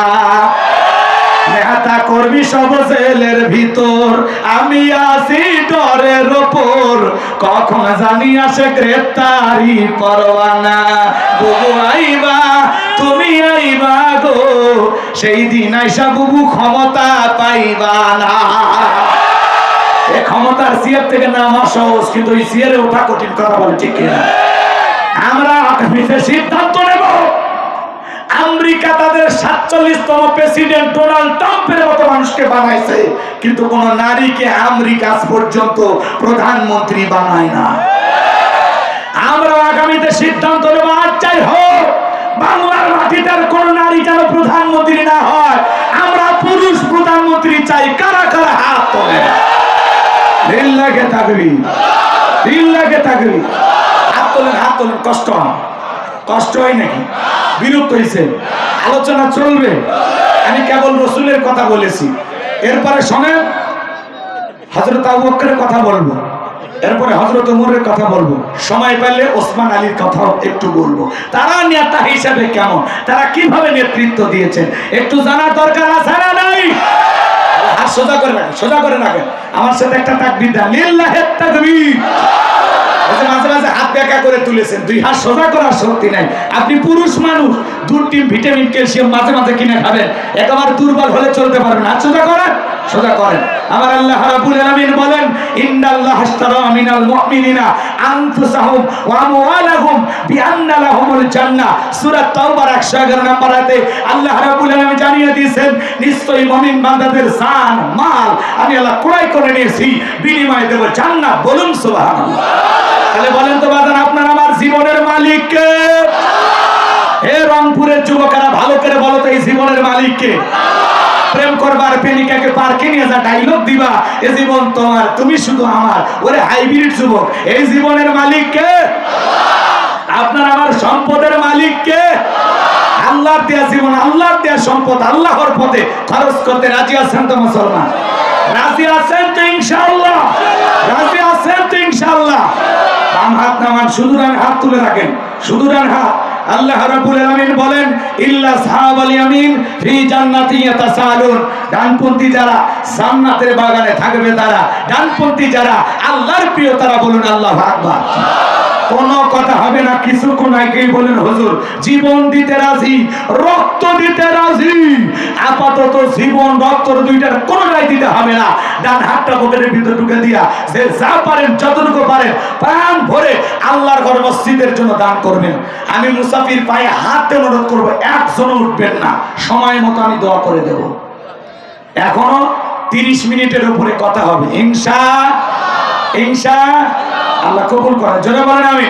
হাত আমার ছেলে পেলে কই, ছেলে পেলে কই, একজনও উঠবেন না। মুসাফির পায়ে হাতে অনুরোধ করে বলেছি, টাকা দেন আর না দেন পয়সা থাকবে, কেউ উঠবেন না। সবাই পকেটে হাত দেন। 10, 20, 50, 200, 100, 500, 2000, 5000, 10,000, 1 লাখ, 2 লাখ, যে যা পারেন আল্লাহর রাস্তায় প্রাণ ভরে আল্লাহর ঘর মসজিদের জন্য দান করবেন। সোজা দেন, হাত পকেটে দেন, নিজের পকেটে হাত দেন, অন্য কারো পকেটে হাত দেন। পকেট মারে বলে মার খেয়ে না, পকেটে হাত দেন, আমিও দিচ্ছি। দেন দেন, সবাই পকেটে হাত দেন, সবাই পকেটে হাত দেন, সবাই পকেটে হাত দেন। প্রাণ ভরে দান করেন। আল্লাহ সবাইকে দান করে তৌফিক দান করুন। জোরে বলুন আমিন। আর একটু জোরে বলেন আমিন। সবাই পকেটে হাত দেন। মা বোনদের ভিতরে লোকজন পাঠায় দেন। আমার মা বোন যারা বসে আছেন, আপনারা প্রাণ ভরে দান করবেন। আমি জানি রংপুরের মা বোনদের হাতের রান্না যেমন ভালো, মনটা তার সাথে বেশি ভালো। আল্লাহ মা বোনদেরকে বেশি করে দান করার তৌফিক দান করুন। জোরে বলুন আমিন। মা বোনেরা কেউ উঠবেন না, 4:30 পর্যন্ত আলোচনা চলবে। হ্যাঁ, আমরা অনেক দূর পর্যন্ত যাবো ইনশাআল্লাহ। আপনারা একটু অপেক্ষা করেন, ধৈর্য নিয়ে বসে থাকবেন। কেউ মনে করবেন না যে মাহফিল শেষ, এখনো আমরা 30 মিনিটের পরে আলোচনা করবো ইনশাআল্লাহ। সবাই একটু মেহরবানি করে দেন, সবাই পকেটে হাত দেন। যার কাছে যা আছে, যতটুকু আছে প্রাণ ভরে দান করবেন। সবাই পকেটে হাতে আল্লাহ রাস্তায় টাকা বের করে দেন। খবরদার কেউ যেন আবার বিধি ম্যাচ দিন না। 2014 সালে ওয়াজ করতে গেছিলাম তারাগঞ্জ, ওই জায়গায় কালেকশন চলতেছিল। একজন ব্যাগের ভিতর দিয়েছিল 2 প্যাকেট বিল দিয়ে, লেখা দিয়েছে 1 প্যাকেট মাহফিল কমিটির আর 1 প্যাকেট বক্তা। কত বড় দুষ্ট, চিন্তা করেন। আপনারা জানেনই তারাগঞ্জ এলাকায় কিন্তু তামাকের চাষ হয় না। কথা কয় না কেন? তারাগঞ্জ ঢুকতে দেখবেন সাইনবোর্ড লেখা আছে, তারাগঞ্জ উপজেলা মাদক মুক্ত। কথা কয় না কেন? আপনারা আবার ঢুকেই দেখবেন তামাকের চাষ। আপনাদের এলাকার ছেলেপেলে অবশ্য মদ, গাঁজা, ইয়াবা, ফেন্সিডিল, বিড়ি, সিগারেট কিচ্ছু খায় না, কারণ এই এলাকার ছেলেরা সব আল্লাহর ওলি। না না, কেউ নিশাদ্রব্য পান করে না।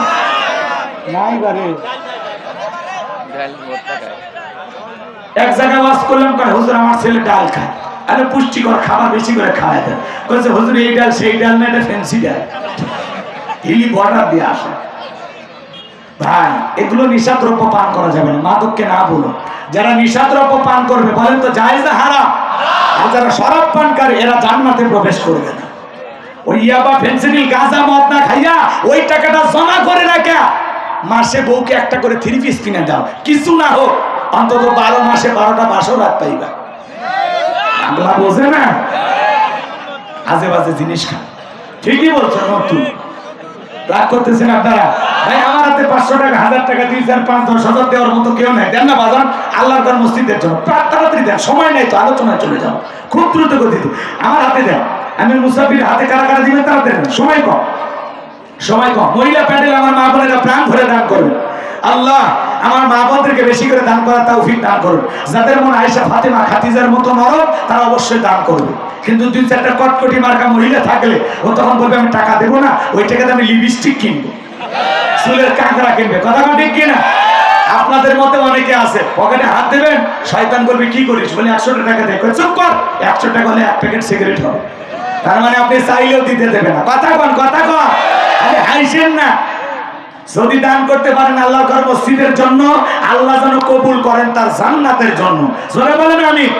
যারা দুনিয়াতে মসজিদ নির্মাণ জন্য টাকা দেবে, আল্লাহ তাদের জন্য জান্নাতি বালাখানা বানায় দিবেন, বলুন সুবহানাল্লাহ। আমিম্মা রাযাকনাহুম ইনফিকুন। আল্লাহ বলে আমি যে রিজিক দিয়েছি নিজেও খাও, আমার রাস্তায় ব্যয় করো। নগদে বাকিতে লিখে দিতে পারেন যে হুজুর আমি 1000 দেব, আমি 5 বস্তা সিমেন্ট দেব, আমি 2000 টাকা দেবো, আমি 5000, 10,000 দেবো, 500 টাকা দেবো, দেন তাড়াতাড়ি দেন, সময় নাই তো, আলোচনায় চলে যান। আমার হাতে 500 টাকা, 1000 টাকা কার কাছে আছে নিয়ে আসেন তো, দোয়া করে দেবো, দোয়া করে দেবো। আল্লাহ যেন বিশ্ব নবীর সাথে একই জান্নাতে কবুল করেন। জোরে বলেন আমি। এ ভাই কই যান? যাই না, যাই না বাবু, তুমি বসো। কালেকশন হয়েছে? কিছু পাইছো? এটা পাইছো? তোমারে কেউ দিল না? আরে সোনা, তাও তুমি চেষ্টা করছো, ঠিক আছে। ভাই দেওয়ার মতো কেউ নাই, হাতটা তোলেন ভাই খুব দ্রুত। হুজুর আমি 5000 দেবো, আমি 1000 দেবো, যা পারে বলে বলে, নগদ হোক বাকি হোক দেন, আর আমার হাতে দেন তো, আমি দোয়া করবো আল্লাহ বিশ্ব নবীর সাথে আল্লাহ যেন একই জান্নাতে কবুল করেন। জোরে বলেন আমি। নবীর সাথে জান্নাতে যাওয়ার আশায় একটা মানুষ 500 টাকা, 1000 টাকা আমার হাতে দেন, সময় কম ভাই, তাড়াতাড়ি তাড়াতাড়ি, এত কঠিন হয় না, দিলটা নরম করে। দুনিয়ার সম্পদ দুনিয়াতে পড়ে থাকবে। আল্লাহ কোন ভাগ্যবান বান্দা, হাতটা তোলেন না বাচ্চা। আমার প্রিয় হুজুর, আপনি যে ঘরে রেস্ট করলেন, আমি ওই ঘরে বাড়িওয়ালির বোন।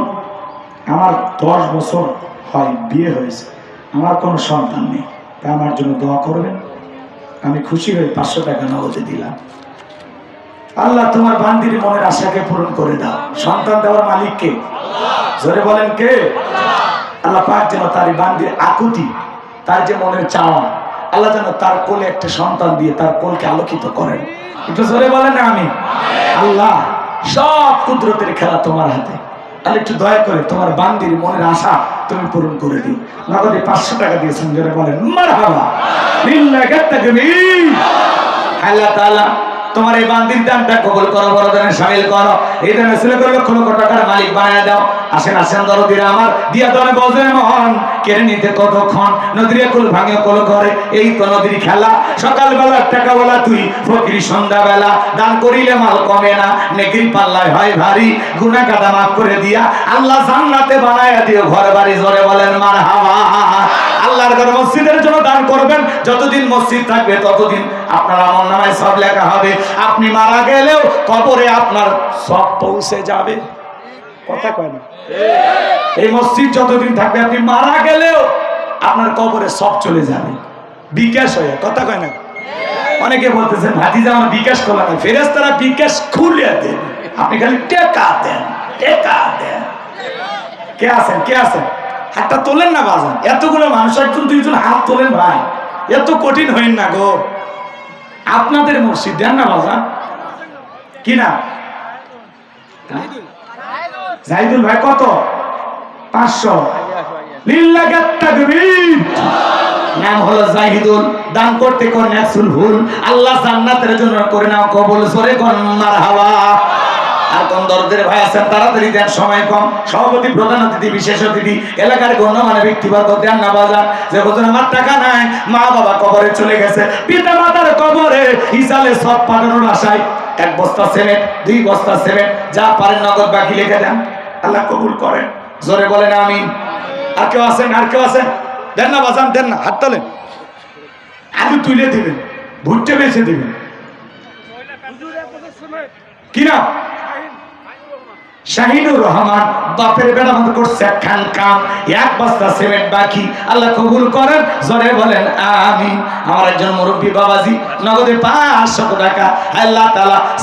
চাচার নামটা কি গো? মোহাম্মদ আজহার আলী, কথার মধ্যে নজরাত আলী, যাই না একেবারে খালি, নগদ 500 টাকা। জোরে বলেন মারহাবা, লিল্লাহি তাকবীর। আপনারা পোস্টার করতে ভুল করছেন, এই পোস্টারে লেখা লাগতো গোলাম রব্বানী যুক্তিবাদী আলোচনার সময় বাধ্য হবে, লেখেন। মনে করছে সকাল 10টায় আমার মাহফিল ঝেঁট হয়ে গেছে, বক্তার নামের নিচে সময়টা উল্লেখ করা। বিশেষ দ্রষ্টব্য প্রধান বক্তা বা জহর থেকে আলোচনা শুরু করবে, লিখছেন। এইভাবে লিখলে ভালো হয়। আরো কিছু হয়তো 50-100 জন মানুষ আসতো। অনেকে মহব্বত করে, কেউ ভাবতেছে সকাল 10টায় শেষ, অনেকে ভাবতেছে হয়তো বা সকাল 10টায় শুরু, রাত পর্যন্ত শুরু। মানে লেখা লাগে সকাল 10টা হইতে আসর পর্যন্ত, তাহলে শুরুটা লিখছেন, শেষ তো লেখেনি, এটাও একটা ভুল। আচ্ছা যাই হোক, এগুলো ভবিষ্যতে চিন্তা ভাবনা করে কাজ করেন, তাহলে কিছু লোক পাইবেন। মানুষকে বুঝান লাগবে হুজুরকে আমরা এই কয়টায় তুলবো, এই কয়টা নামাবো, তাহলে সঠিক সময়ে মানুষ আসবে। আল্লাহ বোঝার তৌফিক দান করুন। যারা বলেন আমি ভাই। আর কেউ আছেন? দেন না বাজান, দেন, হাত তোলেন। ওই যে ভাই হাত তুলছে, হুজুর মানুষ গো, কি নাম? বেলাল ভাই। আলমগীর না বেলাল? বেলাল। দেখছেন ইসলামের প্রথম মুয়াজ্জিন হযরত বেলাল। আল্লাহ যেন বেলালের সাথে একই জান্নাতে কবুল করে। জোরে বলেন আমি। বেলাল ভাই কত? 5000 ও 500। ঠিক আছে, ঠিক আছে। আমাদের বেলাল ভাই 500 টাকা। জোরে বলেন মারহাবা।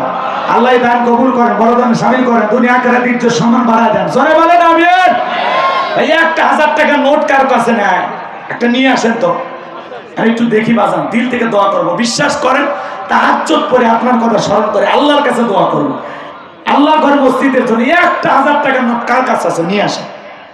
আমি তাহাজ্জুদে আপনার কথা স্মরণ করে আল্লাহর কাছে দোয়া করব, আল্লাহ যেন বিশ্ব নবীর সাথে একই জান্নাতে কবুল করেন। জোরে বলেন আমিন। কি না? আব্দুল সালাম ভাই নগদে 1000 টাকা। জোরে বলেন মারহাবা, লিল্লাহি তাকবীর। দান করেছেন 1000 টাকা। দুনিয়া আখিরাতে রাইখো না কোনো ঠেকা, মনের রাসূলের সাথে একই জান্নাতে করে দিও দেখা। টাকার রংগুলো বড় ভালো, অন্তরে জ্বালা দাও কোরআনের আলো। টাকার মধ্যে নাই সিরা, আল্লাহ গোলাম রব্বানি দোয়া দিনা ফিরা। জোরে কোন মারহাবা। আল্লাহ আমার ভাইকে দুনিয়া আখিরাতে ইজ্জত সম্মান বাড়ায় দাও। জোরে বলেন আমিন। 1000 টাকা নোট চাইছিলাম, নোট। উনি ভাই 500 টাকা নোট দিয়েছে। 1000 টাকার একটা নোট কার কাছে আছে? নিয়ে আসেন, নিয়ে আসেন। একটা নোট, একটা নোট একটু নিয়ে আসেন না বাজান, দিলটা নরম করেন। তাহাজ্জুদ করে আপনার কথা স্মরণ করে আল্লাহর কাছে দোয়া করবো। ভাই এই দোয়াটা নেন গো, মুসাফিরের দোয়া নেন। মাশাআল্লাহ। জুবাইর ভাই, জুবাইর ভাই মা অসুস্থ, মায়ের পাগল। আরে মাকে কত ভালোবাসে। আল্লাহ তার মাকে শেফায়ে কামেলা আজেলা দান করো, সুস্থতার নিয়ামত দিয়ে ধন্য করো। জোরে বলেন আমিন। আমার জুবাইর ভাই, তার জন্য দোয়া না করে কেমনে গাইবান্ধায় যায়? নগদে দান করলেন 1000 টাকা। দুনিয়া আখিরাতে রাইখো না কোনো ঠেকা, মনে করো রাসূলের সাথে একই জান্নাতে করে দিও দেখা। টাকার রংটা বড় ভালো, অন্তরে জ্বালা দাও কোরআনের আলো। টাকার মধ্যে নাই সিরা, আল্লাহ গোলাম রব্বানির দোয়া দিনা ফিরা। জোরে কোন মারহাবা।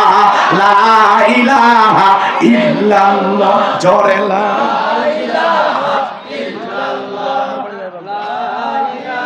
ছেলের বাড়ি গাইবান্ধা, কি মহব্বত দেখছেন? ওই ভাই যে দান করছে তার বাড়ি গাইবান্ধা।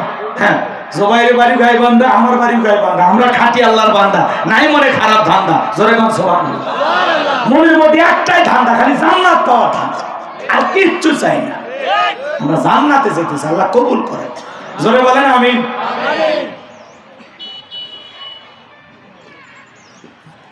আর কেউ আছে ভাই? দেবেন, দেবেন। আর কেউ আছে? এই মাহফিল করতে গেলে কিন্তু অনেক খরচ হয়, একটু সহযোগিতা না করলে কমিটির ভাইরা কতটুকু খরচ করবে, কতটুকু মসজিদে থাকবে। 2-1 বস্তা সিমেন্টও দিতে পারে। বাজান দেন, আরে 1 মিনিট দিলে দিবেন, না দিলে আমি আলোচনায় চলে যাব। কি নাম ভাইয়া? রায়হান কবির। বাসা কোথায়? দমদমা। ও ভারতের দমদম এয়ারপোর্ট নাকি? আমাদের দমদমার এক ভাই কত 500 এক বস্তা সিমেন্ট। বাসা কোথায়? দমদমা। ওনার নাম ঠিকানা লিখলেন, ভাইয়ের নাম্বার নেন, ভাবির নাম্বার দেওয়ার দরকার নেই। যে তাড়াতাড়ি তাড়াতাড়ি কি নাম? রবিউল ইসলাম। এক বস্তা সিমেন্ট আল্লাহ কবুল করেন, জোরে বলেন আমিন। ভাই 10টা বস্তা সিমেন্ট কালেকশন হইলে তাহলে আলহামদুলিল্লাহ। অনেক মাহফিলে 150-200 বস্তা সিমেন্ট পাওয়া যায়। আনিস ভাই 1000 টাকা। এ আবার হ্যান্ডেল নিয়ে দৌড় মা, দৌড়া দৌড়া।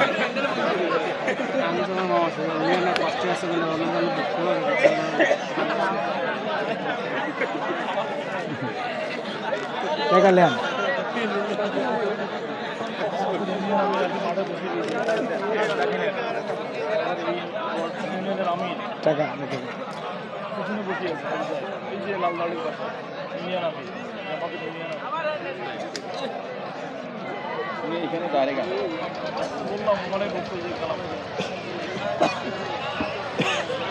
কি নাম ওনার? ডাক্তার আব্দুস সামাদ। আমাদের সম্মানিত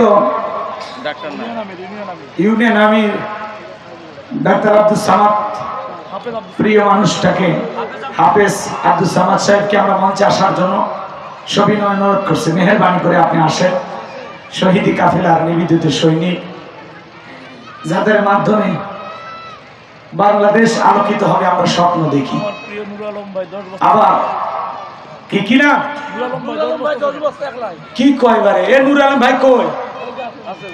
ভাই ভাই কই গো? চেহারাটা দেখি। নুর আলম ভাই আপনি মাশাআল্লাহ মাশাআল্লাহ। নূর আলম ভাই 10 বস্তা সিমেন্ট, জোরে কোন মারহাবা লিল্লাহি তাকবীর। আল্লাহ তাআলা নূর আলম ভাই দানটা কবুল করে, বড় দান শামিল করো। এই দান ছেলেগুলো লক্ষ লক্ষ টাকার মালিক বানায় দাও, দুনিয়া আখিরাতে ইজ্জত সম্মান বাড়ায় দাও।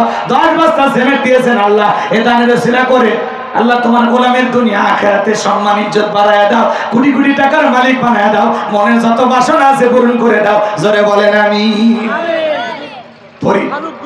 ফারুক ভাই 2 বস্তা সিমেন্ট, জোরে বলেন মারহাবা। আল্লাহ কবুল করেন। আর কি না চলেন আমরা আলোচনা চলে যাই, বাকি কথাগুলো শেষ করি, খুব দ্রুত, কষ্ট হয়। নগদ 3800 টাকা আলহামদুলিল্লাহ। ওই যে ব্যাগের গুলো কোনছেন ওগুলো তো বলার নেই, ওগুলো কই গেল? ব্যাগ কই গেল? আছে না নিয়ে গেছে কেউ? আচ্ছা ঠিক আছে, রেখে দেন। ঠিক আছে, ব্যাগের টাকা মা বোনদের প্যান্ডেলের টাকা পাইছেন? হ্যাঁ, হাফেজ আব্দুস সামাদ প্রিয় মানুষ আমাদের মাঝে উপস্থিত। আল্লাহ তার গোলামকে কবুল করেন, জোরে বলেন আমিন। তার উপরে যে দায়িত্ব আপনারা দিয়েছেন সঠিকভাবে আল্লাহ যেন পালন করার তৌফিক দান করেন, জোরে বলেন আমিন। আগে তো আজ থেকে 3 মাস আগে জামাত বিএনপির নাম পোস্টারে থাকলে তাদেরকে ঠেকানোর জন্য 2-4 গাড়ি পুলিশ আসতো, কথা কোন ঠিক কিনা? আল্লাহ কি দিন দিল গো, টাকার বস্তা আসছে। আলহামদুলিল্লাহ। মহিলাদের টাকা পাইছেন? এই যে মহিলার টাকা দিতেছে, ওর মা ওর ছেলে হলো বিদেশে, বাইজিদ গোস্তামি বিদেশে, তার মা ছেলের জন্য দোয়া আছে 500 টাকা। আল্লাহ কবুল করেন, জোরে বলেন আমিন। তার সন্তানকে ভালো রাখেন, সুস্থ রাখেন। জায়গা আল্লাহ ডাকলাম, এমনি ডাকছি আমরা, আমরা টাকা চাইনি তো। হ্যাঁ, আমাদের সম্মানিত ইউনিয়ন আমির হাফেজ মোহাম্মদ আব্দুস সামাদ সাহেব, উনি 1000 টাকা দিয়ে সহযোগিতা করেছেন মসজিদের জন্য। আল্লাহ তার এই গোলামের দান কবুল করেন, জোরে বলুন আমিন। আরেকটু জোরে বলুন আমিন। এর আগেও দিয়েছেন, আরো দিয়েছেন। আল্লাহ আল্লাহ তার এই গোলামদেরকে দুনিয়া আখিরাতে ইজ্জত সম্মান বাড়ায় দেন। কত মামলার আসামি ছিল, কথা বলেন না কেন? কত রাত নিজের পরিবারের সাথে ঘুমাইতে পারে নাই, ঘর ছাড়া বাড়ি ছাড়া করেছিল। যারা করেছিল আমাদেরকে ঘর ছাড়া, এখন তারা হয়েছে দেশ ছাড়া। আমরা চাইছিলাম ম্যাডাম খালি পদত্যাগ করেন, আল্লাহ বলে কিসের পদত্যাগ? আমি আল্লাহ এদেরকে দেশ ত্যাগ করতে বাধ্য করবো, কথা বলে ঠিক কিনা? আল্লাহর পাকড়াও বড় কঠিন, আল্লাহ ধরে ধরে না, ধরলে 12 টাকার টাইম দেবে না। কোরআনের পাকে আল্লামা সাইদি হুজুর বলেছিলেন 12 কোটিতে গাছের গোড়া নাড়া দিবে, মামু বাড়ি দিল্লি গিয়ে পড়বা। আজকে শিখি আল্লামা সাইদি হুজুরের কথার সাথে বাস্তবে মিলে গেছে। কেউ আছেন? আর কেউ আছেন? আনিসুর মামা 1000 টাকা, জোরে বলেন মারহাবা। উনি অসুস্থ, মন্ডলপাড়া বাড়ি। আল্লাহ তোমার এই গোলামকে তুমি কবুল করো, শেফায়ে কামিল আজিলা দান করো। চলেন আলোচনায় যাই। কি নাম? মুকুল ভাই, লক্ষণপুর 5 বস্তা সিমেন্ট। জোরে কান মারহাবা, লিল্লাহি তাকবীর। ভাই আজকের মাহফিলে সভাপতি তো অসুস্থ আসেনি, মাহফিল কমিটির সভাপতি আপনি কিছু দিবেন? আগে তো দিয়ে দিছে, সব দিয়ে দিছে, কিচ্ছু না। 10,000 টাকা দিয়েছেন মসজিদে, তুমি 10 বস্তা সিমেন্ট ওয়াদা করেন, আস্তে আস্তে দিন, আলহামদুলিল্লাহ দেব, দেবেন। লিল্লাহি তাকবীর। জনাব মোহাম্মদ আনোয়ার হোসেন ভাই 10,000 টাকা দিয়ে দিয়েছে, আরো 10 বস্তা সিমেন্ট। লিল্লাহি তাকবীর। আল্লাহ তার এই গোলামের দান কবুল করো, দুনিয়া আখিরাত ইজ্জত সম্মান বানায় দাও। জোরে বলেন আমি। এই যে মনোয়ার হোসেন সজীব কেটা গো? ছাত্র মানুষ, চাপ দেওয়া হবে, ছাত্র মানুষ নাম বলে দিছি, তাও 1000 টাকা। আল্লাহ কবুল করে, জোরে বলেন আমি। এদের দিন ভালো, এদের ভালো কাজ থেকে থাকবে না ইনশাআল্লাহ, এরা পারবে, এরাই আগামীর বাংলাদেশ। কথা বলে ঠিক কি না? চলুন আর কথা না বাড়াই, আমি যে কথা বলতে চাচ্ছিলাম বাজান ভুলে গেছেন মনে হয়। তবে 2-4 জন দিলে লিখে নিন, কানে বলার দরকার নেই। আমি কয়েক মিনিটের মধ্যে একটু ওনাদেরকে বসে রাখছি, কষ্ট করতেছি, তাই না? একটু শেষ করে দিই। 4 বস্তা সিমেন্ট। এ ভাই, ফজরের নামাজ পড়েন না আপনি? জহর, আসর, মাগরিব, এশা মিলাইছেন, তাহলে ফজরটা বাকি থাকবে। 5টা বস্তা দিলে ভাই, ভাই আমার আসে রে, কিশোর দিলে ভাই কইছে জানেন, আমরা সবাই আদম হওয়ার সন্তান না, সেই সূত্রে দুনিয়ার সব নারী আমার বোন। কথা কয় না কেন? সেই সূত্রে দুলে ভাই, বলছে না ডোনাল্ড ট্রাম্পও দুলে ভাই হয়। হিসাব করে দেখলে বোঝেন না, বোঝেন নতুন নতুন। আচ্ছা ঠিক আছে দুলে ভাই, 5 বস্তা মানছেন তো? কষ্ট হবি না হলে ওই গোপনে আমার কাছে ওই টাকাটা চাই, আমি দিয়ে দেব। লিল্লাহি তাকবীর। কি নাম ওনার? কি নাম? কি নাম? না না, 5 বস্তা সিমেন্ট দিল না। আব্দুল মুমিন ভাই 5 বস্তা সিমেন্ট। বাসা কোথায়? ভাঞ্জের মোড়। আচ্ছা এই গ্রামের নাম কি? ইসলামপুরের মানুষের নাম তো শুনলাম না, আপনারা আগে দিয়ে দিয়েছেন না? নিজের গ্রামে মাহফিল করেন, একটু টাকা দিবেন, 2-4 জন দান করবেন, আগে দিয়ে দিয়েছেন বুঝছি তো, এটা গোপন দান না, প্রকাশ্যে 2-4 জন বলা লাগে না, একটু দোয়া লেওয়া লাগে না মুসাফিরের কাছে। আল্লাহ বোঝার তৌফিক দান করুন। ঠিক আছে, আমার কাছে বলুন, বলুন, কষ্ট হয় নাকি বাজান? তাহলে ইসলামের 1 নাম্বার নেতা নাম কি? কথা কন না কেন? রাগ করতেছেন আপনারা? এই পৃথিবীর সবচাইতে বড় নেতা, শ্রেষ্ঠ নেতা মুহাম্মদ রাসূলুল্লাহ সাল্লাল্লাহু আলাইহি ওয়াসাল্লাম। আল্লাহ বলেন লাকাদ কানা লাকুম ফি রাসূলিল্লাহি উসওয়াতুন হাসানাহ, তোমাদের জন্য উত্তম আদর্শ আছে রাসূলের জিন্দেগির ভিতরে। রাসূল হলেন আমাদের আদর্শ, রাসূল হলেন আমাদের মডেল। কথা বলেন ঠিক কি না? তাহলে আমার নেতা, তোমার নেতা বিশ্ব নবী, তিনি হলেন পৃথিবীর শ্রেষ্ঠ নেতা। এই শ্রেষ্ঠ নেতার পাশে থেকে যারা নেতৃত্ব শিখেছেন, রাজনীতি শিখেছেন, তারা কেমন নেতা ছিলেন একটু জানার দরকার আছে না নাই? বাজান গো আমার, বিশ্বনবীর ইন্তেকালের পরে ইসলামের 1 নাম্বার খলিফা হযরত আবু বকর সিদ্দিক রাদিয়াল্লাহু তাআলা আনহু, তিনি কেমন নেতা ছিলেন? বাজান গো আমার, বিশ্বনবীর ইন্তেকালের পরে হযরত আবু বকর সিদ্দিক রাদিয়াল্লাহু তাআলা আনহু হয়েছিলেন খলিফা, ইসলামের 1 নাম্বার খলিফা। 2 বছর 3 মাস 17 দিন তিনি ক্ষমতায় ছিলেন। 4টি ঈদের রাত পেয়েছিলেন। একদিন ঈদের রাত্রিতে মসজিদে নববীতে সিজদায় পড়ে চোখের পানি ছেড়ে দিয়ে কান্না করেন আর ডেকে বলেন, আল্লাহ আগামী কালকে ঈদ হবে, কার ঘরে খাবার আছে কার ঘরে খাবার নাই আমি জানি না, আল্লাহ গো সকলের ঘরে ঘরে ঈদের আনন্দ ছড়িয়ে দেন। নেতা কারে বলে? জনগণের জন্য সিজদা দিয়ে চোখের পানি ছেড়ে দিয়ে দোয়া করে কার কাছে? আর জোরে বলেন, আল্লাহ ঈদের আনন্দ সবার ঘরে ঘরে ছড়িয়ে দেন। নেতা দোয়া করতেছি। এরপরে বাড়িতে আসলেন, প্রিয়তম স্ত্রী ডেকে বলে, স্বামী আমার আগামীকালকে ঈদ হবে, কই ভালো খাবার, কই ভালো পোশাক। হযরত আবু বকর ডেকে বলে, বিবি রে, যেই নেতা এখনো জানে না কার ঘরে খাবার আছে কার ঘরে খাবার নাই, সেই নেতার বাড়িতে এত ঈদের আনন্দ করার কোনো প্রয়োজন নাই। চিৎকার মেরে বলুন আল্লাহু আকবার। নেতা কারে বলে? ইসলামিক নেতা কারে বলে? আদর্শ কারে বলে? একটু দিল দিয়ে কথাগুলো বুঝবেন। আর নেতার বাড়ি 7 দিন ধরে লাইটিং ঈদের আগে। কথা কম না কেন? রাগ করবেন না বাজান গো আমার, দিল দিয়ে কথাগুলো বুঝবেন। এইবার প্রিয়তমা স্ত্রী কিছু জোয়া পাতা খেজুর একটা বস্তার ভিতরে টোকলা বেঁধে স্বামীর হাতে দিলেন। হযরত আবু বকর ডেকে বলে, বিবির এগুলো কি? বলে, স্বামী এগুলো কোথাও বিক্রি করে হলেও সন্তানদের জন্য ভালো খাবার আর পোশাকের ব্যবস্থা করো, আমি এগুলো একটু জমায়ে রাখছিলাম। হযরত আবু বকর সিদ্দিক এগুলো নিয়ে বাইতুল মালে চলে গেলেন। অর্থমন্ত্রী আসলামকে ডেকে বলে, আসলাম এখনো তালিকা অনুযায়ী যে সমস্ত গরিবদের বাড়িতে খাবার পৌঁছায় নাই, এখান থেকে টোকলা বেঁধে বেঁধে তাদের ঘরে খাবার পৌঁছায় দাও। চিৎকারে মেরে বলেন আল্লাহু আকবার। নেতা কারে বলে নিজের ঘরের খাবার নিয়ে যায় আর জনগণের মুখে তুলে দেয়, আর ওরা জনগণের মুখের খাবার খাইয়ে খায়। কথা কোন না কেন রাগ করতেছেন নাকি বাজান গো আমার? দিল দিয়ে কথাগুলো বোঝার চেষ্টা করবেন। হযরত আবু বকর একদিন আসরের নামাজ আদায় করে তাকায় দেখেন একটা বৃদ্ধ মহিলা কোন জায়গায় গেছে, লাঠি দিয়ে ভর দিয়ে চলতেছে। মহিলার দিকে তাকাইয়া হযরত আবু বকর ডেকে বলে, ও বুড়ি মা একটু অপেক্ষা করেন না, আপনি কোথায় যান? বুড়ি মহিলার কাছে গেলেন, বুড়ি মহিলার সাথে সালাম বিনিময় করলেন। ডেকে বলে, মা টোকলাটা বহন করে যাইতে আপনার বড় কষ্ট হয়, মনে কিছু নেবেন না মা, এই টোকলাটা আমার কাঁধে দেন, আমি আপনার ঘর পর্যন্ত পৌঁছায়া দেব। সুবহানাল্লাহ। জনগণের বোঝা নিজের কাঁধে তুলে নেয়, এগুলো হলো নেতা।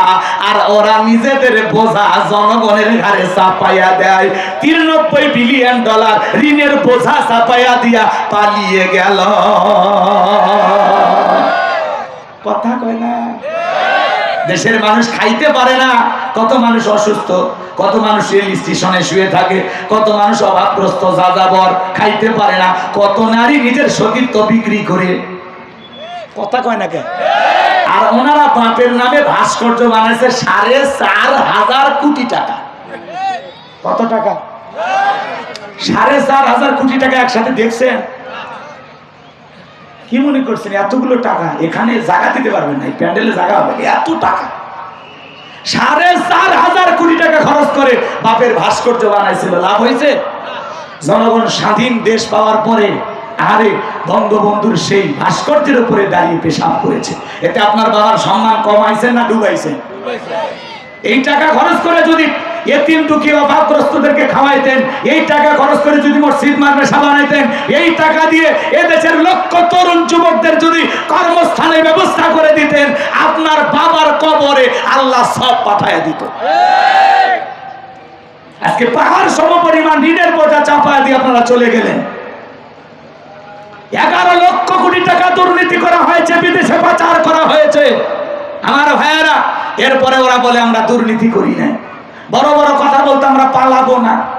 পালাইনি, কথা কোন পালাইনি? রাগ করতেছেন আপনারা?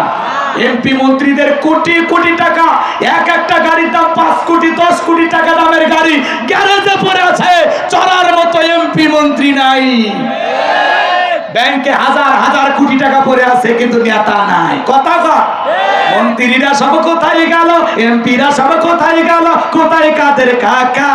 ওদের সারা দেশটা বড় লাগে ফাঁকা ফাঁকা। পালাবো না, পালাবো না, পালাবো না, পালাবো না, যাই না তাদের দেখা, ওদের সারা দেশটা বড় লাগে ফাঁকা ফাঁকা। আইন মন্ত্রী আটকে গেল আইনেরই ফাঁকে, দাড়ি সারা দরবেশটারে ভণ্ড ভণ্ড লাগে। শুনেছি ভাই কত নেতা নেত্রী খাইতেছে ভাই ডান্ডা, বিচারপতি কালামানিকের ফাটিয়েছে নাকি আন্ডা। এটা আমার খবর না, মিডিয়ার খবর। এই বিচারপতি শামসুদ্দিন মানিক বাংলাদেশের শ্রেষ্ঠ মুফাসসির আল্লামা সাইদি হুজুরকে মৃত্যুদণ্ডের রায় দিয়েছিল। কথা বলেন না কেন? কি অপরাধ ছিল কোরআনের পাখি? কোন অপরাধ ছিল না। 300 নারী তিনি নাকি ধর্ষণ করেছেন। এক নারীকে আদালতে হাজির করা হলো, বলা হয়েছে এই হচ্ছে ধর্ষণ করেছে। বলে হ্যাঁ, তো তোমার জন্ম 75-এ, জন্ম 75 সালে, আর ধর্ষণ হয়েছে 71 সালে। মিথ্যা কত প্রকার এবং কি, এগুলো না শুনলে আপনারা বিশ্বাস করবেন না। কথা কন ঠিক কি না? আছে আছে। আমরা বলতে চাই ওই বিচারপতি মানিককে ওই একই ট্রাইব্যুনালে তারও মৃত্যুদণ্ডের রায় দিতে হবে। এই বিচারপতি মানিক 116 জন আলেমের তালিকা করে দুদকের কাছে জমা দিয়েছিল। আমার মতো ইমানদার বক্তার রোল নাম্বার ছিল 23, সিরিয়ালে আমার নাম্বার কত? কথা কন না কেন? আপনারা না চিনলে ওরা শিখিয়েছেন। কথা কন না কে? আপনারা রাগ করবেন না বাজান গো আমার। আজকে আলেমদের তালিকা করা লাগে না, তালিকা ছাড়াই ওরা ভিতরে ঢুকছে। কথা কন ঠিক কি না? পলকের ঝলক গেল, পলকের ঝলক গেল নামিয়ে নেটের চাকা, ওদের সারা দেশটা বড় রাখে ফাঁকা ফাঁকা। কোথায় গেল সংসদেতে মমতাজের গান, কোথায় গেল হযরত বলা স্বামী ওসমান? মাইক পাইলেই বলতো খেলা হবে, খেলা হবে। আজকে মাঠ করে আছে কিন্তু স্বামী ওসমানের মতো খেলোয়াড় নাই। আসে এইবার খেলা হবে অর্জুনে। আপনারা যারা যেখানে পালিয়ে আছেন পুরোটা সবাই দেশে ঢোকেন তো, এ দেশ তো আপনাদেরই, ভয় পাচ্ছেন কেন? আমরা আসি। কথা কয় না, কথা কয় না। ভালো মানুষেরা পালায় কারা? চোর যারা, দুর্নীতিবাদ যারা। কথা কর আমার ভাইয়েরা, কষ্ট মনের মধ্যে নেবেন। অনেক কথা বলার ইচ্ছা আছে, সময় বড় কম। যে কথা বলতে চাচ্ছিলাম, হযরত আবু বকর সিদ্দিক রাদিয়াল্লাহু তাআলা আনহু বুড়ি মহিলার টোকলাটা নিলেন, বুড়ি মহিলার ঘর পর্যন্ত টোকলাটা পৌঁছায় দিয়া জিজ্ঞাসা করেন, মা এই দুনিয়াতে আপনার কে কে আছে? বুড়ি মহিলা ডেকে বলে, বাবা এই দুনিয়ার জমিনে আমার স্বামী নাই, সন্তান নাই, আল্লাহ ছাড়া এই বাবার কি দেখার আর কেউ নাই। হযরত আবু বকর সিদ্দিক ডেকে বলে, মা কিভাবে আপনার দিনকাল যায়? বলে মানুষের দাঁড়ে দাঁড়ে চায়, মানুষ যতটুকু সহযোগিতা করে এইটা দিয়ে আমার দিন যায়। হযরত আবু বকর ডেকে বলে, মা আজ থেকে কারো দুয়ারে আর হাত পাততে হবে না, আমি আপনার ঘরে নিয়মিত 3 বেলা খাবার পৌঁছায় দেব, বলুন আল্লাহু আকবার। ডেকে বলে, বাবা তুমি আমারে 3 বেলা খাওয়াবে, তুমি কে? বলে মনে করেন আমি আপনার সন্তানের মতো, অনেক আগে আপনার খোঁজ খবর নেওয়া উচিত ছিল মা, খোঁজ খবর নিতে পারি নাই মা, আপনি আমাকে ক্ষমা করে দেবেন। আর কারো দুয়ারে হাত পাততে হবে না, 3 বেলা আমি আপনার ঘরে খাবার পৌঁছায় দেব। হযরত আবু বকর নিয়মিত 3 বেলা খাবার পৌঁছাইতে লাগলেন। একদিন হঠাৎ করে বৃদ্ধ মহিলা অসুস্থ, প্রচন্ড জ্বর, পাতলা পায়খানা করেছেন। ডাক দেয়, ও মা দরজা খোলেন। বুড়ি মহিলা বলে, বাবা আজকে তোমার জন্য আমি দরজা খুলবো না। কেন? আমি পাতলা পায়খানা করেছি, প্রচন্ড শরীর খারাপ, জ্বর এসেছে। বাবা তুমি চলে যাও, দুর্গন্ধে ঘরে তুমি থাকতে পারবে না। হযরত আবু বকর ডেকে বলে, মা দয়া করে দরজাটা খোলেন, মা আপনি অসুস্থ, খাবার না খেলে আরো অসুস্থ হয়ে যাবেন। বারবার যখন মা মা বলে ডাকতেছেন, বুড়ি মহিলা দরজা না খুলে থাকতে পারলেন না। হযরত আবু বকরের ডাক শুনে বুড়ি মহিলা দরজা খুলে দিল। হযরত আবু বকর খাবারের টোকলাটা হাতের মধ্যে দিয়ে বলে, মা খাবারের টোকলাটা গ্রহণ করেন মা। আর আপনার যে ময়লা মাখা কাপড়গুলো আছে আমি ঝর্ণার পানি থেকে পরিষ্কার করে এনে দেই, আপনার ঘরের ময়লাগুলো আমি পরিষ্কার করে দিচ্ছি। বলেন আল্লাহু আকবার। নেতা কারে বলে? নেতা কারে বলে? এরকম একটা আদর্শ বর্তমানে কোন মেম্বারে পাওয়া যাবে ভাই? এমপি মন্ত্রী বাদে দিলেন, একটা মেম্বারের এরকম আদর্শ পাওয়া যাবে না। কিন্তু নির্বাচনের আগে দেখবেন ওরাই রাস্তার ভিক্ষুক মহিলাকে চাপে ধরে সেলফি একটা তুলে ফেসবুকে পোস্ট করে বলে, এই মহিলার মাঝে আমি আমার মাকে খুঁজে পাই। কথা বল না কে? নির্বাচনের আগে ওদের নাটক দেখে মানুষ ভুলে যায়, কিন্তু ওরা জানে না এরা শুধু নেতা না, এরা পাক্কা অভিনেতা। কথা বলেন। জোড়াতালি দিয়ে ভোট নেওয়া শেষ, নেতার সোনার বাংলাদেশ। আর আমরা কম খারাপ না, 1.5 টাকার বিড়ি আর 3 টাকার চা খায় কি স্লোগান? বলতো বাইরে চরিত্র ফুলের মতো পবিত্র, নামাজ পড়া করত, গাঁজা খাই 5 ওয়াক্ত, ঘুম চুরিতে পাকা ভক্ত, শয়তানের 1 নাম্বার ভক্ত, হুজুরদের জন্য খুবই শক্ত, সুশে খাই গরিবের রক্ত। ভোট দিয়ে দেখেন, লেখা আছে গরিবের বন্ধু, ভোট দিয়ে দেখেন গরিবের কয় নাম্বার শত্রু। একটা বয়স্ক ভাতার কাপ সেটা নিতে গেলেও নেতা টাকা নেই। কথা বল নাকি আপনারা? অথচ ব্যানারে লেখে রাখে কি, সেবা করার সুযোগ দি। সেবা করার সুযোগ দিবার যায় যে নেতার সাইকেল নাই, নেতা নির্বাচনে পাশ করিয়া ঢাকায় বাড়ি কিনে গাড়িতে চলে। কথা কন না কেন? নেতার ভাগ্য খোলে কিন্তু জনগণের ভাগ্য খোলে না। এই জন্য আগামীতে এরকম দুর্নীতিবাজদেরকে নেতা বানানো যাবে না। সৎ, যোগ্য, নির্ভীক, আল্লাহওয়ালা, নেককার, দিনদার, নামাজি এদেরকে নেতা বানানো লাগবে, যাদের কাছে আমানত গেলে আমানতের খেয়ানত হবে না।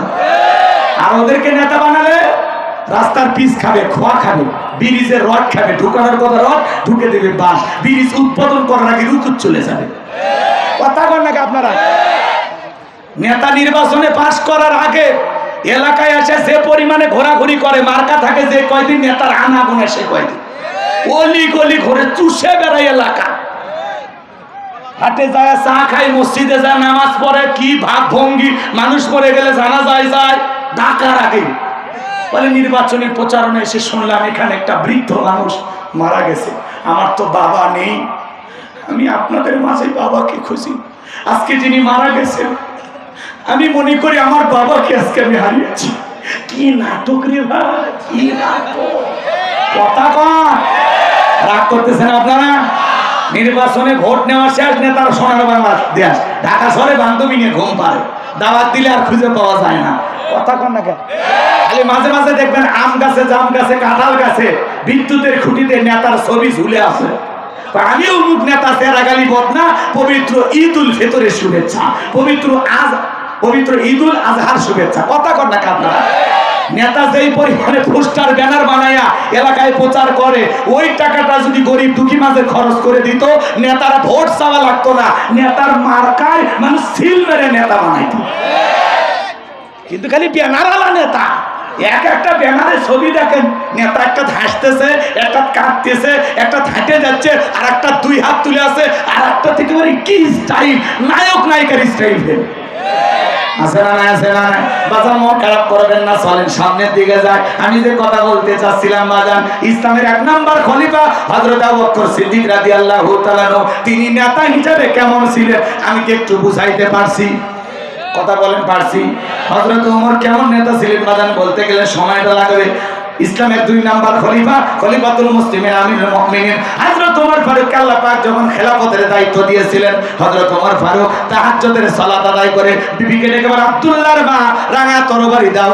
আল্লাহ তাআলা খেলাফতের দায়িত্ব দিয়েছে, ঘরে বসে থাকলে হবে না, খোঁজা লাগবে কোন মানুষ সুখে আছে, কোন মানুষ দুঃখে আছে, এলাকায় কার কি সমস্যা। তরবারি দিলেন, বিবি ডেকে বলে, স্বামী আপনি যে একা একা প্রতিদিন রাতের বেলায় বাহিরে যান, আপনার কি একটু ভয় করে না? হযরত ওমর ফারুক ডেকে বলে, বিবি রে, যারা মুসলমানের নেতা হবে তাদের নিরাপত্তা দেওয়ার জন্য আল্লাহ যথেষ্ট, তাদের বাহিনী লাগে না। কথা কোন ঠিক কিনা? আর এই নেতাগুলো আসবে কত কুত্তে দিয়া, র্যাব দিয়া, পুলিশ দিয়া, কত সেনাবাহিনী দিয়া, কত রঙের পরীক্ষা নিরীক্ষা করার পর মানে বোঝে যে কেউ বম টম পুঁতে রাখছে নাকি। কারণ ওদের জানে ভয় আছে, কারণ ওরা সত্যিকারী ভাবে মানুষের সেবা করে। সত্যিকারী নেতা হলে জনগণ নিজে নিরাপত্তা দিবে, জনগণ নিজের জীবন দিয়ে হলে নেতাকে বাঁচায় না। রাগ করেন না। হ্যাঁ, অনেক কথা বলার ছিল, কিন্তু দিনের বেলায় সময় কম, আসলে নামাজ একেবারে নিকটবর্তী, কষ্ট হয় আপনাদের। হযরত ওমর ফারুক রাঙা তরবারি নিয়ে ঘুরতে ঘুরতে একজন যুবকের সাথে দেখা হয়ে গেল। যুবক সালাম দিলেন, আসসালামু আলাইকুম আমিরুল মুমিনিন খলিফাতুল মুসলিমিন। হযরত ওমর ডেকে বলে, এই যুবক, এত রাতের বেলায় তুমি কে? ডেকে বলে, খলিফা, আল্লাহ খেলাফতের দায়িত্ব দেওয়ার পর সারাটা জীবন তো মানুষের বাড়িতে ডিউটি করলেন, নিজের বাড়ির খবর রাখলেন না। আপনার বাড়িতে একটা রক্তাক্ত শিশুর লাশ আছে।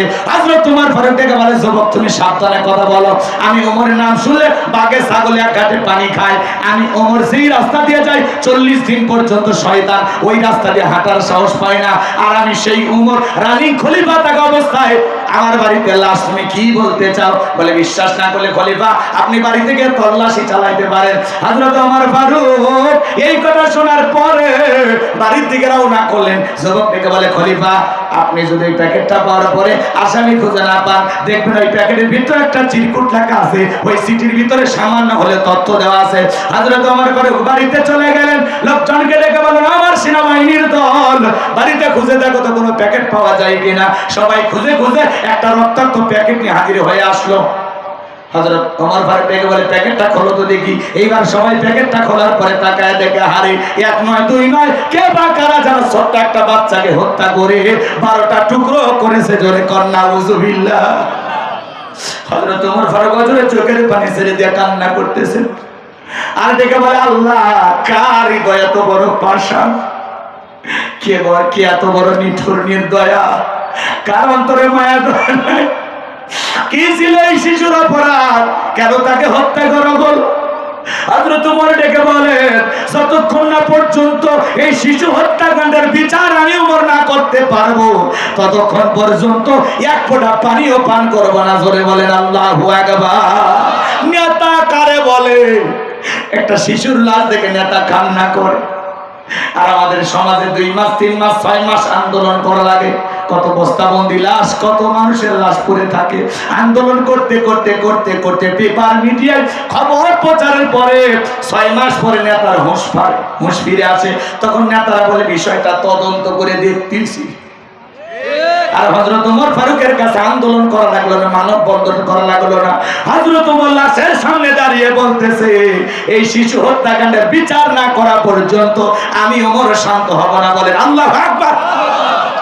এইবার ডেকে বলে, দেখো তো এই প্যাকেটের ভিতরে কোনো সিটি পাওয়া যায় কিনা। এইবার খুঁজতে খুঁজতে একখানা ছোট চিরকুট পাওয়া গেল। ওই সিটির ভিতরে 2টা কথা লেখা আছে।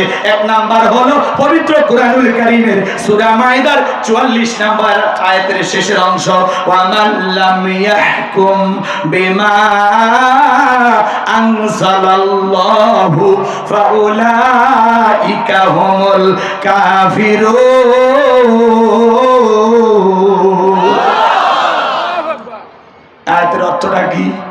যারা আল্লাহর কোরআন দিয়া, আল্লাহর বিধান দিয়া বিচার কার্য পরিচালনা করে না, ফয়সালা করে না, আমার আল্লাহ বলেন তারা হলো কাফের। তার মানে খলিফাকে কুফরির হুমকি দেওয়া হয়েছে। খলিফা, যদি আপনি কোরআন দিয়ে বিচার না করতে পারেন তাহলে আপনি কুফরি করলেন। সিটির 2 নাম্বার লাইনে লেখা আছে, খলিফা নামাজ বিরক্ত দিচ্ছে। কষ্ট হচ্ছে আপনাদের? বিরক্ত হয়েছেন? বিরক্ত হই না বাজার। যদি পারেন আমার গাড়িতে এবং মঞ্চে আমার লেখা একটা বই আছে, শেষ বিদায়। একজন মানুষ মারা গেলে নবীজির তরিকায় কিভাবে বিদায় করতে হবে, মৃত ব্যক্তিকে চুমা খাওয়া যায় কিনা, আত্মহত্যা করে মারা গেলে তার জানাজা যাবেন কিনা, ঈমান সম্পর্কে, আখিরাত সম্পর্কে, জান্নাত জাহান্নাম সম্পর্কে খুব বিস্তারিত জরুরি কিছু দোয়া সহ 2টা গজল, আমার মাদ্রাসার ঠিকানা সবকিছু এই বইটার ভিতরে দেওয়া আছে। আমার মোবাইল নাম্বারও আছে। যদি পারেন 76 পৃষ্ঠার এই বইটা 50 টাকা হাদিয়া দিয়ে মঞ্চ থেকে সংগ্রহ করতে পারবেন। আবার গাড়ির ড্রাইভারের কাছে গেলেও পাবেন। জীবনের স্মৃতি মনে করে নিয়ে যেতে পারেন। অনেক তরুণ যুবকে, বাবা তোমরা উপন্যাস কেন, প্রেম কেন কাঁদায়, যৌবনের মৌবনে অভিশাপ্তরা, মিলন হবে কত দিনে, তোর মরণের পরে। এগুলো আজে বাজে উপন্যাস কিনলে চরিত্র ধ্বংস হয়ে যাবে। কথা বলে ঠিক কিনা? কোরআন সুন্নাহর বই পুস্তকগুলো পড়াশোনা করো। প্রত্যেকটা তরুণের কাছে যেন আমার রাসূলের জীবনী থাকে। একটা সিরাত গ্রন্থ অবশ্যই কিনবা, পারবা তো ইনশাআল্লাহ। মা বোনেরা বইটা সংগ্রহ করতে পারেন। অনেক জরুরি বিষয় লেখা আছে, যদি পারেন নিয়ে যাবেন ইনশাআল্লাহ। মানে মরণের পর একটা মানুষকে রাসূলের সুন্নতি তরিকায় কিভাবে বিদায় দেওয়া যায়। আমার ভাইয়েরা মন খারাপ করবে না, মুনাজাতের পরে মঞ্চ থেকে নেবেন। আর এখন যারা যাচ্ছেন গাড়ি থেকে নেবেন। কষ্ট হয়, কষ্ট হয়। ওই চিঠির 2 নাম্বার লাইনে লেখা আছে, খলিফা আপনি যদি আসামি খুঁজে না পান, আপনার বাড়ির দাসীকে জিজ্ঞাসা করলে দাসী বলে দিতে পারবে। এইবার হযরত ওমর ফারুক দাসীকে জিজ্ঞাসা করলেন, দাসী এই লাশের প্যাকেট সম্পর্কে তুমি কি জানো? দাসী ডেকে বলে, খলিফা আপনি প্রতিদিনের মতো যখন বাড়ির বাইরে যান, আমি গেটটা লাগানোর জন্য যাই। সেদিন গেট লাগাইতে গিয়ে দেখি এমন একটা সুন্দর মহিলা, উড়ে মদিনা বললেও ভুল হবে না। সেই সুন্দরী নারী, আমি এত সুন্দর নারী কখনো দেখি নাই। মেয়েটাই প্যাকেট নিয়ে বাড়ির ভিতরে ঢুকলো, প্যাকেটটা রেখে মেয়েটা চলে গেল। মেয়েটাকে ফলো করতে করতে আমি পিছনে গেলাম, টাকা দেখলাম ওই যে একটা জঙ্গল দেখা যায়, তার পাশে ছোট্ট একটা ঝুপড়ি ঘর আছে। ওই বাড়ির ভিতরে মেয়েটা প্রবেশ করলো। আমি এতটুকুই জানি, আপনি যদি সত্যিকারের অপরাধী খুঁজতে চান তাহলে ওই মেয়েটাকে জিজ্ঞাসা করেন, এই মেয়েটাই সঠিক তথ্য দিতে পারবে আসল হত্যাকারী কে। হযরত ওমর ফারুক আর দেরি করলেন না, বিশাল বাহিনী নিয়ে চলে গেলেন, বাড়ির চতুর্দিকে ঘেরাও করলেন। দরজায় নক করে, এই বাড়ির ভিতরে কে, দরজা খোলো। ভিতর থেকে আওয়াজ আসে, আপনি কে? বলে আমি খলিফাতুল মুসলিমিন আমিরুল মুমিনিন হযরত ওমর, তোমার দরজা খোলো। হযরত ওমরের নাম শোনার পরে বুকে পানি নাই, কলিজার পানি শুকিয়ে গেছে। ভয়ে কাঁপতে কাঁপতে একটা বৃদ্ধ মানুষ দরজা খুলে দিলেন। হযরত ওমর ফারুক ডেকে বলে, মুরব্বী এই বাড়িতে কে কে থাকে? বলে আমি আর আমার একটা মা মরা মেয়ে। হযরত ওমর ফারুক জিজ্ঞাসা করলেন, আপনার মেয়েকে ডাক দেন। মেয়েকে ডাক দেওয়া হলো। এইবার হযরত ওমর ফারুক বলে, এই মহিলা বলে এটা তোমার কে? বলে আমার বাবা। যেহেতু বাবার মেয়ের সম্পর্ক, কোন ভদ্রলোক বাজে মন্তব্য করতে পারে না। এইবার হযরত ওমর ফারুক ডেকে বলে, মেয়ে রে, আমার বাড়িতে লাশের প্যাকেট কে রেখেছে? বলে আমি। এই সন্তান কার, কে হত্যা করেছে, কেনই বা হত্যা করা হলো, আর এই চিঠি লিখে কেন আমাকে হুমকি দেওয়া হলো, তাড়াতাড়ি করে সব ঘটনা খুলে বলো। এবার মেয়েটা সব ঘটনা খুলে বলবে, আল্লাহর কোরআন দিয়ে বিচার হবে। কষ্ট হয় নাকি আপনাদের? বিরক্ত হচ্ছে? আরো কথা বলার ছিল, ওই যে আমি কি বললাম, সেদিন তারা বলবে রব্বানা আতিহিম দিআফাইনি মিনাল আযাব ওয়ালআনহুম লাআনান কাবীরা। হে আমাদের রব, আমাদের চাইতে ওদের আযাব আপনি দ্বিগুণ করুন। এই নেতার কারণে, মুরব্বির কারণে আমি জাহান্নামে আসছি, ওরাই আমাদেরকে জাহান্নামে নিয়ে আসছে। তাহলে কোন নেতা আপনাকে জাহান্নামে নিয়ে যায়, 2-1 মিনিটে বলার দরকার আছে না নাই? যে নেতা আপনাকে, এদিকে খেয়াল করেন, আপনাদের এলাকার কথা বলবো না, মনে করেন আমার গাইবান্ধা শহরে একজন মানুষ বিল্ডিং করতেছে, নেতার সামসে যা বলতেছে, আপনার নাম কি, বলে অমুক, বিল্ডিং করতেছেন, বড় ভাইকে মিষ্টি খাওয়ানো লাগবে না, 500 টাকা বের করে দিয়ে বলে বাবা যা মিষ্টি কিনা খাও। তখন বলে ওই মেয়ে আপনি চেনেন আমার বড় ভাই, 500 টাকা দিয়ে হবে নাকি? আমার বড় ভাইয়ের নাম ট্যাবলেট খান, যার কথায় গাইবান্ধা শহর ওঠে আর বসে। কত দিতে হবে? 5 লাখ। দিলে কি লাভ, না দিলে কি লস? বলে দিলে বিল্ডিং বানাইতে পারবেন, ভাড়া দিয়ে ঝামেলা করলে আমরা ভাড়া তুলে দেব, আর যদি না দিতে পারেন বিল্ডিং যেমন আছে তেমন থাকবে, একটা ইট আপনি গাঁথতে পারবেন না। এরকম সাদাবাজি আছে না নাই? কথা বোঝা লাগবে কিন্তু। তখন বলতেছে বাবা বুঝতে পারছি তোমরা অনেক, বলতেছে আইন আদালত প্রশাসন এগুলো সব আমাদের পকেটে থাকে, এগুলো ঝামেলা করবেন, আপনার জায়গা আপনার নামে থাকবে না। মুরব্বী বাধ্য হয়ে 5 লাখ টাকা দেয়, এর নাম কি বলেন? সাদাবাজি। জোরে বলেন কি না? এবারে সাদাবাজির টাকা নিয়ে নেতার সামনে হাজির, বলতেছে কি টাকা? 5 লাখ। কে দিছে?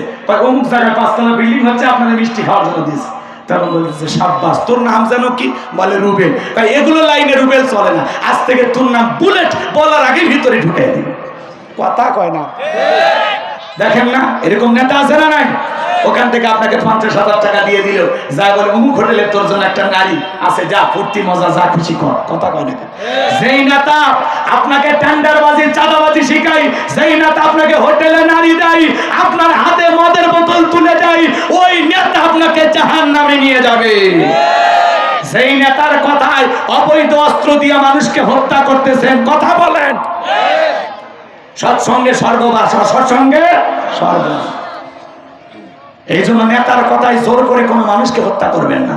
যে নেতা তার কর্মীদেরকে নিয়ে নামাজ আদায় করে, ওইটা হলো সত্যিকারী নেতা। যে নেতা নিজে ইমামতি করার যোগ্যতা রাখে, কথা কর, মসজিদে ইমামতি করবে, আবার চেয়ারে বসে রাষ্ট্র পরিচালনা করবে, এরা হলো নেতা। কারা তারা জানেন না? নাম ধরে বলা লাগবে নাকি? বোঝা লাগবে। অনেক ধোকা খাইছেন, আর না। কথা কয় নাকি? এই জমিনটা কোরআন দিয়েছিল, কারা কারা আছেন একটু হাত তুলে দেখান তো দেখি। লিল্লাহি তাকবীর। আল্লাহ এই জমিনকে, আল্লাহ এই জমিনে কোরআনের রাজ কায়েম করে দাও। যারা বলেন আমিন। এই কোরআনটা দিয়ে দেশটা চললে কেমন দেখা যায়, চর্মচোখে আমরা একবার দেখতে চাই। আল্লাহ এই জমিনকে কোরআনের জন্য কবুল করুন, আর আমাদের সবাইকে কোরআনের সাথে থাকার তৌফিক দান করুন, কোরআনে ওয়ালাদের পাশে থাকার তৌফিক দান করুন। একটু জোরে বলেন না আমিন। হাত নামান বাজান, মন খারাপ করবেন না। সংক্ষিপ্ত কথা বলে দিয়ে যায়, আসলে নামাজ আর দেরি না করাই ভালো। অনেক কথা বলার ছিল, আসলে সময় নেই। যুবকেরা অনেক কষ্ট করে আসছিল, ওদের জন্য কিছু বলবো, মা বোন যারা আসছিল ওদের জন্য কিছু বলবো। দিনের বেলায় তো একটু সময় কম, তাড়াহুড়ো করে যতটুকু আলোচনা হয়েছে, আল্লাহ যেন আমাদের বাস্তব জীবনে কথাগুলো আমল করা তৌফিক দান করে। জোরে বলুন আমিন। ওয়া আখিরি দাওয়ানা আলহামদুলিল্লাহি রাব্বিল আলামিন। এরকম হাজারো মাহফিল দিয়ে একটা আসরের নামাজ হবে না বাজার, এজন্য নামাজটাকে আমরা গুরুত্ব দিয়ে আজকে শেষ করে দিলাম। আবারও কোথাও না কোথাও দেখা হবে ইনশাআল্লাহ। আগামী 3 তারিখ কোথায় যেন আছে ডিসেম্বরে? স্বপন মোড় পাইকার, ওই জায়গায় আমার আগামী 3 ডিসেম্বর দিনের বেলায় মাহফিল আছে। যদি আসেন সময় করে আসবেন ইনশাআল্লাহ। নতুন কোনো বিষয় নিয়ে আলোচনা হবে। বক্তা শ্রোতা সবাইকে আল্লাহ পাক আমল করার তৌফিক দান করুন। শোনেন শোনেন, দোয়া করে দেন, একটু ছোট্ট করে দোয়া করে দেই বাজান। যুবকে যুবকে শোনা, কলিজা বসো, শোনা বসো। মা বোন যারা বসে আছেন, মা আপনারা ওই জায়গায় সালাত আদায় করবেন। আপনারা যাদের ওযু আছে এই জায়গায়, আমাদের পাশে মসজিদ করে যাবেন ইনশাআল্লাহ। সকলে দরুদ ইব্রাহিম পড়েন। আল্লাহুম্মা সাল্লি আলা মুহাম্মাদ কেমন সাল্লাল্লাহু আলাইহি ওয়া সাল্লাম। হাসপাতালে অসুস্থ, দোয়া চাইছি, প্রধানমন্ত্রী দোয়া চাইছি, আমি আপনার বললাম দোয়া চাই, আমার ভাই দোয়া চাই। ওদের বলে দাম তো এটা 50 টাকা আপনি রাখেন, একজন নিবে তো রেখে দিন।